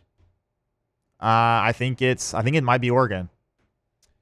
I watched Boise play Oregon tight. I've seen Oregon with some clunky offensive games thus far. I mean, I realize they've got that big win over Ohio State. I'll take Georgia. I'm going to move them number 1 in my power rankings. Spoiler alert. After that win on the road, when you look at the second half against Bama and those 4 quarters against Texas, both on the road against those 2 programs with that much talent, I think Georgia is the best team. And here's the other piece to this. I think Kirby Smart is glad they lost that Bama game because it's hard to coach guys really, really hard when you've won every SEC game for 3 years. I mean, it's just there's human nature sets in, and you're just like, all right, well, we're just the best. We'll go win.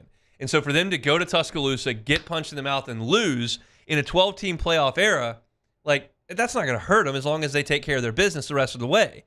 And they very much took care of their business on Saturday. Like I talked about, LSU dealt with the complete and total focus of Alabama for better than a decade. And that is just a real uncomfortable place to be. And I feel like Texas got that treatment on Saturday where Georgia had been circling that one. It was a huge game. They knew that. It was on the road. And Georgia came out and absolutely threw a haymaker in the first half. I don't know any other team in the country that I think that could go to Austin and hold Texas scoreless in the first half. Like, that's a tall order. And Georgia did it. And then when Texas got back in the game, scored 15 points to go down 2 scores, and Georgia just salted it away after that. Ran the ball, put it in the end zone in the 4th quarter, didn't let Texas up, and win at 30-15. I thought that was really, really impressive stuff by the Dogs, and I think that's the best team in the country. So those 2 teams, now 1-loss teams, they're there with some other teams that still think they're very much in the mix, like Tennessee thinks they're still in the mix. I don't know if I'd put Missouri in that mix, but certainly LSU and A&M feel like they're in the mix, and LSU and A&M with no conference losses. So it's a jumbled mess at the top of the SEC. If you'd like to know all in one place what's coming up in the Southeastern Conference at the top, go to LouisianaSports.net. I put a story up on the LSU tab today that's got all the teams that are threats to win the Southeastern Conference or compete for the conference championship in Atlanta, as well as their entire schedule, what they've got left to play. So you can go check that out at LouisianaSports.net. Step aside, take a time out. We'll talk about the NFL slate that was yesterday. Jaden Daniels leaves. How serious is that injury? We'll talk about all that coming up next. The Hunt Palmer Show. Boudreaux's Electrical Services. Neil and Melissa have been running Boudreaux's Electrical for 40 years down there in Napoleonville. They're a certified Generac dealer. They are a premier Generac home standby generator dealer. That means they're in the top 3% nationwide. It's a great experience when you work with Boudreaux's Electrical for that generator. They'll come out to your site, whether it's a business, your commercial client, or a home, and they'll see how much square footage you got, what you need powered, and once they understand your needs, they'll get you in the correct generator. Every single generator comes with a 7 to 10 year warranty. They're going to install it with a full-time employee that's there to do the installation. They'll do most of it underground so that it looks nice and it functions, and you get the peace of mind of knowing you're not going to lose power when a storm rolls through. Plus, they monitor that generator 24 hours a day, 7 days a week, so that they know if it's ready to go. BoudreauxElectrical.com is the website. You can call them at 985-397-1562. That's been their number in Napoleonville for 40 years. They've also got a Gonzales location, 225-300-9389. If you're driving and those numbers are too quick and you can't think of them, well, just go to BoudreauxElectrical.com. BoudreauxElectrical.com. There it is, the extra mile, on the border of expected and extraordinary for those willing to go further, like vans customized for work or play, with safety and tech to keep you connected, supported by a 5-star sales, service, and finance team, and backed by the 1-star you know. So go the extra mile. It's never crowded, because so few have what it takes to go there. Mercedes-Benz Vans.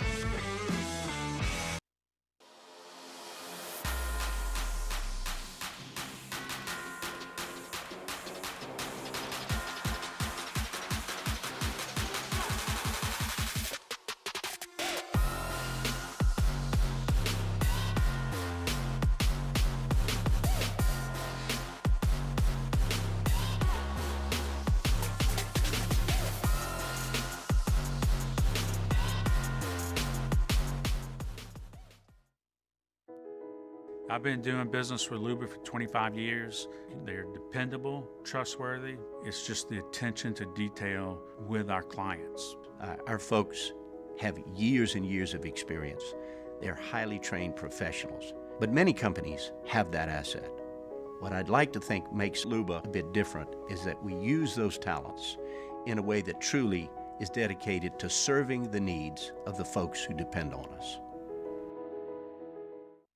Hey, it's Matt Moscona. For years, you've heard me tell you about Insurance Network of Louisiana, helping you find better coverage for less money. But it's not just for your home and auto. They also offer commercial property. So, retail stores, professional offices like doctors, dentists, attorneys, clothing boutiques. Insurance Network of Louisiana can find you better coverage for less money. They service the entire state of Louisiana, and they're local. So call today at 293-0450 or lainsurance.net.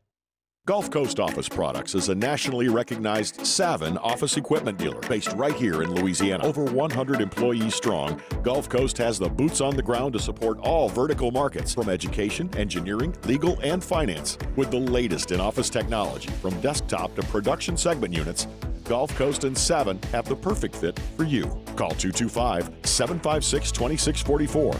That's 756-2644 for Gulf Coast Office Products.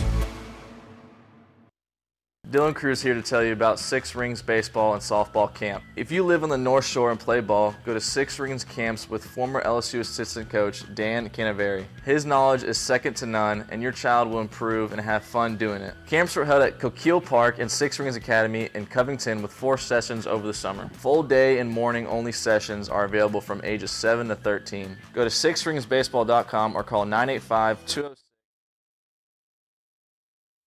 You're listening to The Hunt Palmer Show, brought to you by Gulf Coast Office Products.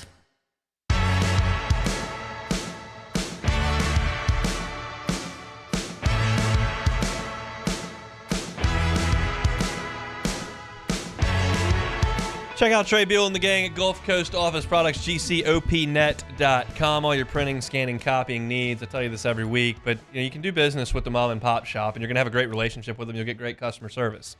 But do they have all the capabilities needed to service your account? Sometimes they do, sometimes they don't.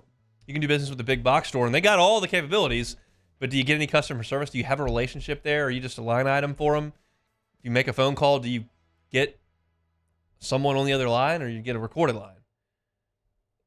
Gulf Coast Office Products is the best of both worlds. They've got plenty of capabilities, $1 million in inventory right here in Baton Rouge. Got a great service team that can come out and make sure everything's running well. Trey told me the story about busy season. Obviously, you need things working. If you're in accounting and it's March, early April, you got to have things up and running. And Gulf Coast Office Products knows that, and they can make sure that their clients in that space have everything they need. They also are small enough to where you can have a great relationship with them, and you certainly will if Trey Beal is your rep over there, Gulf Coast Office Products. For all your printing, scanning, copying needs, Gulf Coast Office Products. Bring our Monday shows each and every week.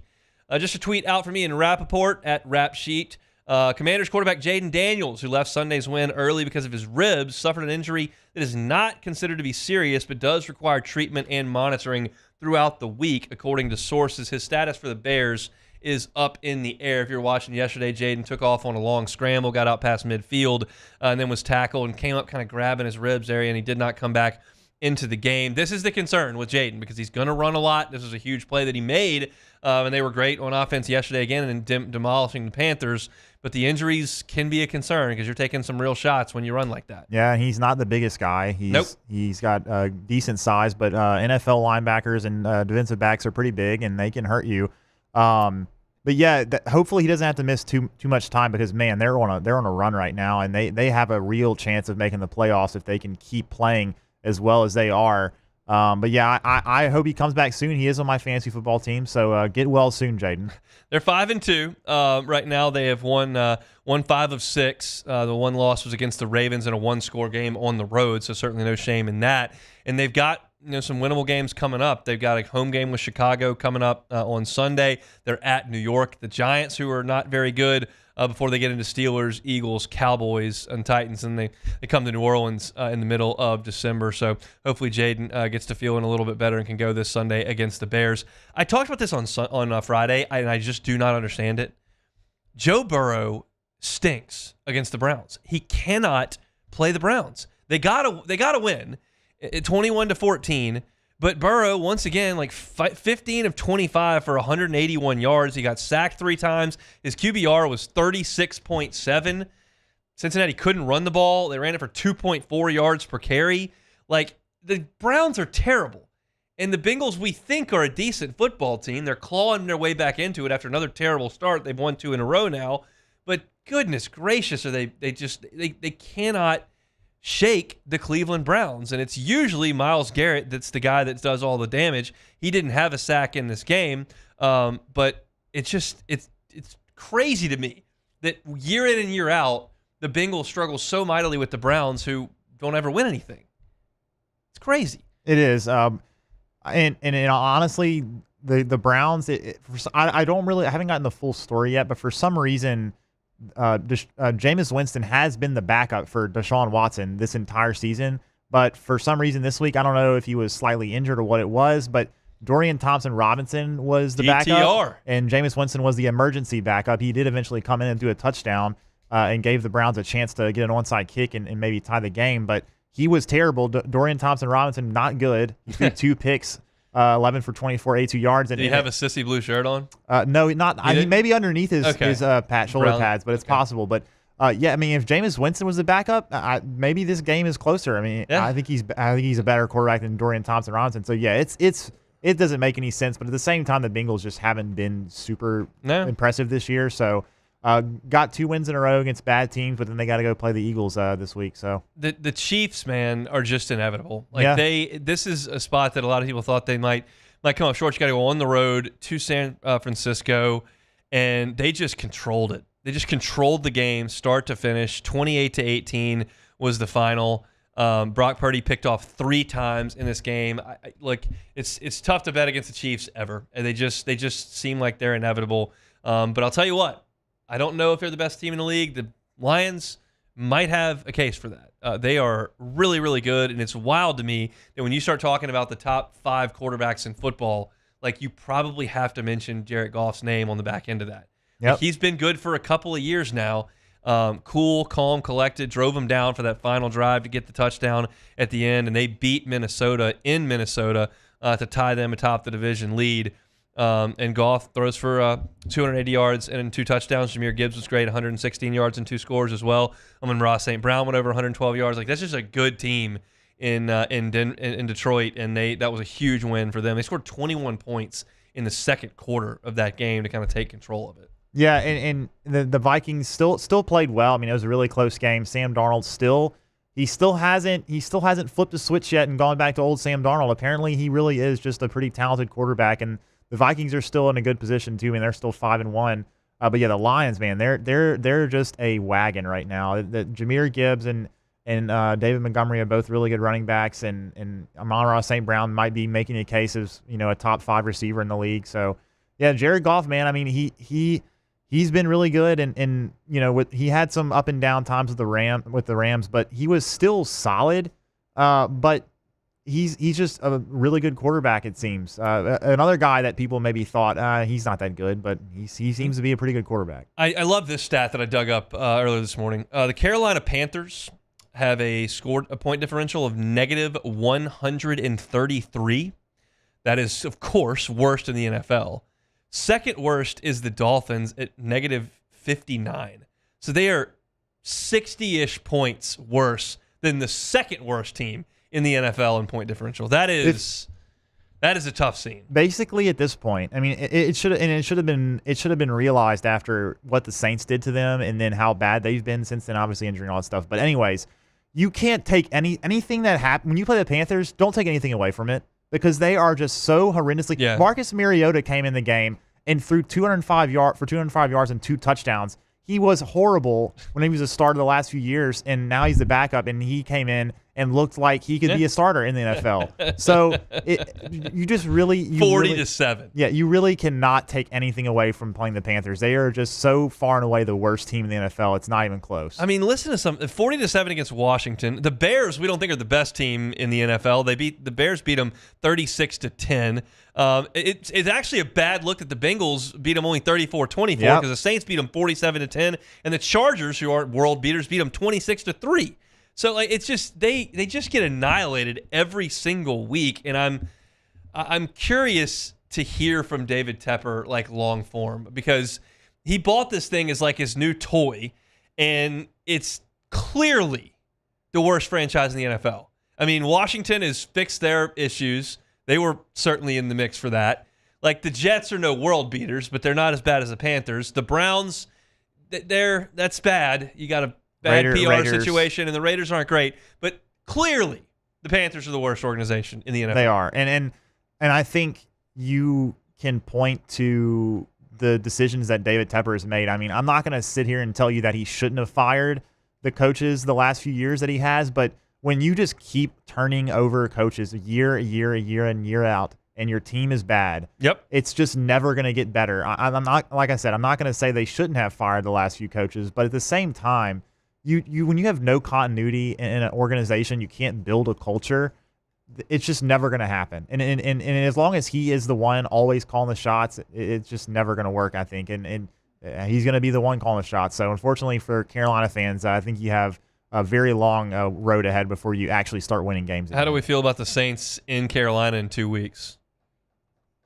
Derek Carr will probably be playing. Yes. Hopefully Rashid. Hopefully Olave's back. Hopefully you still have Kamara. I would imagine Taysom's got a good chance to play 2 weeks from now. Yeah, no, Taysom should be back maybe even next week. So that might be another game like it was in the first week. I don't. That is. If they lose to the Panthers, I don't see how you can't fire. No, I think that would be the end of that. You have to fire Dennis Allen if you lose to the Panthers. You have to. That's the standard that David Tepper has set. It if is. you lose to my team, you must fire your coach. Yes. That's a quality standard there in Carolina. All right, let's look at the National Football League from yesterday. We'll come back and close things out with some Take It or Leave It on The Hunt Palmer Show. The Hunt Palmer Show. Genesis of Baton Rouge. GenesisofBatonRouge.com is the website. Man, when you think Genesis, think luxury. It is absolutely a luxury line of vehicles. They look sleek. They drive phenomenally well. And they don't compromise on safety at all. Every single model in this Genesis line, from the entry level to the highest end model, comes with the same safety features. They do not take away on the safety side of things. The entire line was given the IIHA top safety pick. Some were given top safety pick plus. Get on by Genesis of Baton Rouge, Airline and PQ, and just give this line of vehicles a look. I know most of you have never gotten behind the wheel of a Genesis. There hasn't been a Genesis dealership in Baton Rouge all that long, but now there is one. Been there for over a year on Airline and PQ, and the experience that you get is fantastic with the folks over at Genesis. It's near Women's Hospital. You can check out the inventory online at genesisofbatonrouge.com. But I highly suggest get on by and do a test drive, or have them come to you, and you can do a test drive at your home or near your work. One of their brand ambassadors, happy to have you drive around in one of their Genesis. Check out the inventory online, genesisofbatonrouge.com, genesisofbatonrouge.com. It's an everyday thing here. We work horses in the mornings and we work on the property during the day, and without these John Deere tractors, it'd almost be impossible to keep up with the place. I've dealt with some of the other colors and stuff, and I never really got the response back that I get from John Deere, We really enjoy dealing with Sunshine. They're good people. They always check on us and make sure our equipment's running, and we love them. Flip the switch and learn more about what it means to be powered by Sunshine at sunequip.com.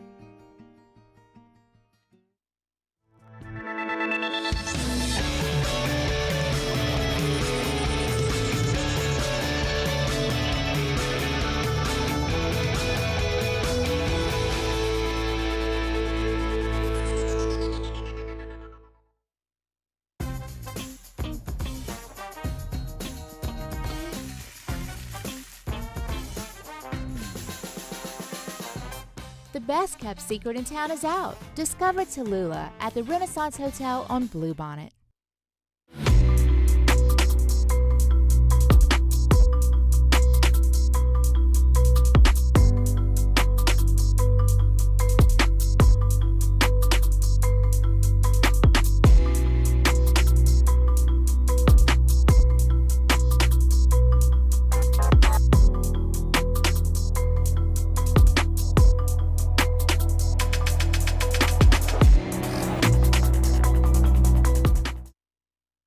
At Luba Workers' Comp, our journey began over 30 years ago with a simple belief: our clients come first. At Luba, our business has always been focused on people, not policies. Through every success and challenge, we've continued to grow because we've stayed true to our values, committed to providing you with genuine dependability. Because your well-being is more than a priority. It's our purpose.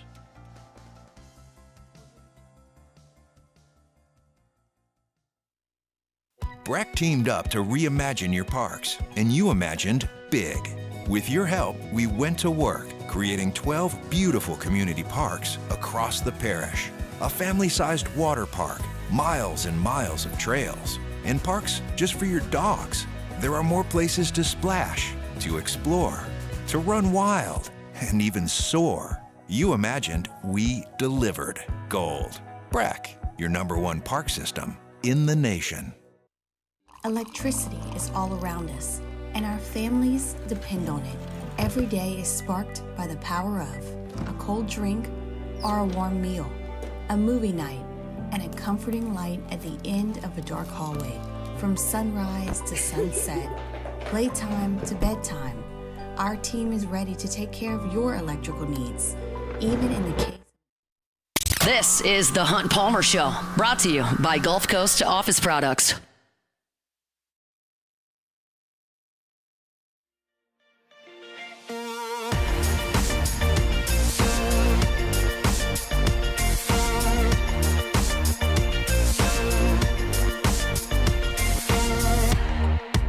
Congratulations to Kevin Heltz Senior from Baton Rouge, Kevin is the Week 8 winner in our college football pick'em contest, wins a Hooters wing party for 10 people. Don't forget to make your picks for round 9 by Thursday. This Thursday at noon, weekly winners will receive a Hooters wing party for 10 people, and the first place season-long champion will receive a 75-inch 4K flat-screen TV and soundbar, plus free Hooters wings for an entire year. It's the 2024 College Football Pick'em Contest presented by Hooters. If you want to win the Pick'em contest, just pick my picks. Apparently. I'm on fire. Unbelievable performance by me the last 3 weeks. I can't wait for Friday. Just going to knock them dead again. Yep. All right, let's play Take It or Leave It. Alrighty, first one here. Dolphins quarterback Tua Tagovailoa on returning to play football said, quote, "How much risk do we take when we get up in the morning and drive to work? You can get in a car accident. There is risk in any and everything. I'm willing to play the odds. He will also not wear a Guardian cap," he said, is just a personal choice, obviously. Playing the odds. Take it or leave it. I'll take it. If he thinks it's fine. I mean, look, there's plenty of NFL guys that have had concussions that are doing fine. There's plenty of NFL guys that have had concussions that are not doing fine. So as long as he understands the risk and he's doing what he wants to do, that's fine by me. It's his gig. Yeah, I will say I don't understand why he wouldn't wear the Guardian cap. I know it looks kind of stupid, but I don't. There's a piece of me that felt like the quote, "I will play till the death of me." That felt a little ominous. Like, honestly, I unfortunately my mind like wandered to that. Not that I think he's going to die on the field, but like there can be some pretty significant complications, and so I don't want that quote to live in infamy, quite frankly. So hopefully everything's all right. All right, next one here. We didn't talk about it in the recap of the game, but officials for the Texas-Georgia game overturned a pass interference call, which I think was probably pass interference, after Texas fans started throwing water bottles and other various trash on the field. Too bad the Saints didn't think to do this in 2018. Take it or leave it. I'll take it. I'm sure plenty of people thought about doing that in 2018. That was weird. The A&M fans were not happy about that. I went over to TexAg, started doing a little research. They said this is classic TU, as they call them. They don't refer to them as Texas. They refer to them TU. And look, did you see the SEC short today? No, I didn't. Incredible. They alluded to it. You definitely need to watch it. It's amazingly well done. It's like 5 minutes long. But they alluded to it as well. It's not a good look. Nope, not. When you are kowtowing to the masses who are being unruly. Texas did issue an apology. They were fined $250,000. So there were some consequences of that, but just a weird circumstance where the officials kind of determined the mob mentality was going to win over. Yeah, very strange. Next one here, a little bit of brighter news. The Pelicans signed Trey Murphy to a 4-year, $112 million extension, keeping Murphy in New Orleans for the next 5 years. No player option involved there. Take it or leave it. I'll take it. I like Murphy's game. I like his length. I like his ability to shoot the ball. He stretches the floor, obviously. He's a guy they need to be more productive this year than he was last year. I'm still very concerned at the lack of front court post presence that this team's got, and they're going to try to play Herb at the 5. I think there needs to be some sort of adjustment made there, but that's not Trey Murphy's fault, so I think this is a good deal. He's a good player. I'm all for it. Yeah, Trey Murphy is pretty much the quintessential 3-and-D NBA player these days, which are very valuable. I think he's going to be an all-star in the next few years. Wow, that'd be pretty good. Yeah, I think so. He just hasn't gotten enough minutes, which has been strange. Why Willie Green didn't play him more, but now that we lost a few people in free agency, I think he's going to play a lot more. But last one here. The Yankees and Dodgers will meet in the Fall Classic, otherwise known as the World Series. Big market baseball. Take it or leave it. I'll take it. I get if people don't like the Yankees and Dodgers and don't like the way that things work in baseball, where you can reward the teams that spend the most money and there's nothing the small market teams can do about it. And I don't want to watch them play in the World Series 4 years in a row. But yeah, I mean, give me Aaron Judge and Shohei Ohtani. Give me Freddie Freeman and Mookie Betts and Giancarlo Stanton and Garrett Cole. Like, this is awesome. Like, it's a good story when the Diamondbacks and Rangers make the World Series, and I'm going to watch that too. But like, this is showtime. This is big boy stuff, and I'm in. Like, I don't have any real dislike for either one of these teams. I like their aggressive ownership. And I wish the Cubs were more like that. I understand the disadvantage it puts the Oakland A's and Tampa Bay Rays in, but I don't have to worry about that because I pull for the Cubs and they're in Chicago, and they ought to be doing exactly what these teams are doing. And I like the fact that the Padres made it a long way, spending a ton of money, and the Yankees made it a long way, spending a bunch of money. So did the Dodgers, so did the Mets. Those are big-time payrolls, and it pays off. I hope the Cubs take a page out of that book and continue to spend. But, yeah, this is going to be absolutely worth the price of admission.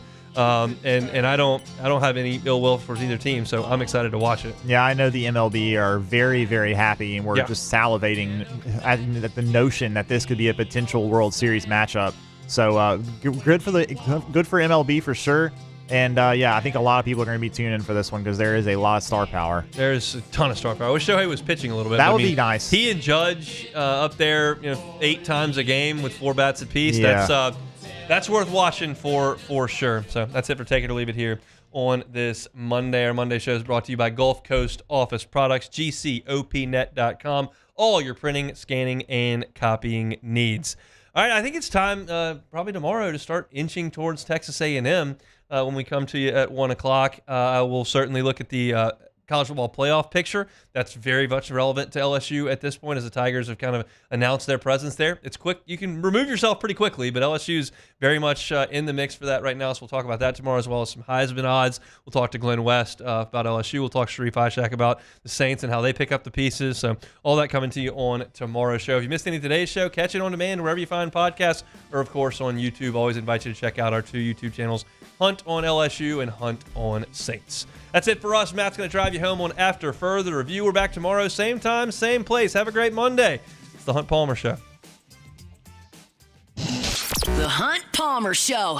Highland Insurance Group. HighlandIG.com is the website. I was in insurance for 7 years. Know it well. It's not the most fun thing to talk about. I know that. I've been in those meetings. But you got to have it if you're a business owner. And if you're a business owner and the only thing you know about your insurance program is that it costs a lot, you should probably know more than that. Because the time to start diving into those policies and understanding what the language means and says is not after the cyber breach has occurred. It's not after the car accident that has somebody injured. It's not after the hurricane comes through. It's now. Jonathan Carver and his team believe that your insurance broker should be a trusted part of your operation, not unlike your attorney or your CPA. If you don't have a relationship like that with your insurance broker, start one with the Highland Insurance Group. Jonathan Carver and his team are right here in Baton Rouge. They don't have to be in Baton Rouge. You don't have to be in Baton Rouge to work with them. Statewide, they are happy to help you. It's the Highland Insurance Group. Check them out online, HighlandIG.com. It's the Highland Insurance Group, HighlandIG.com.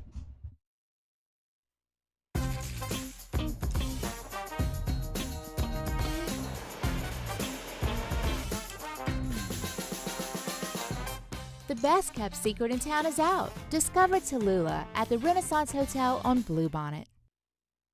It's an everyday thing here. We work horses in the mornings and we work on the property during the day, and we're out these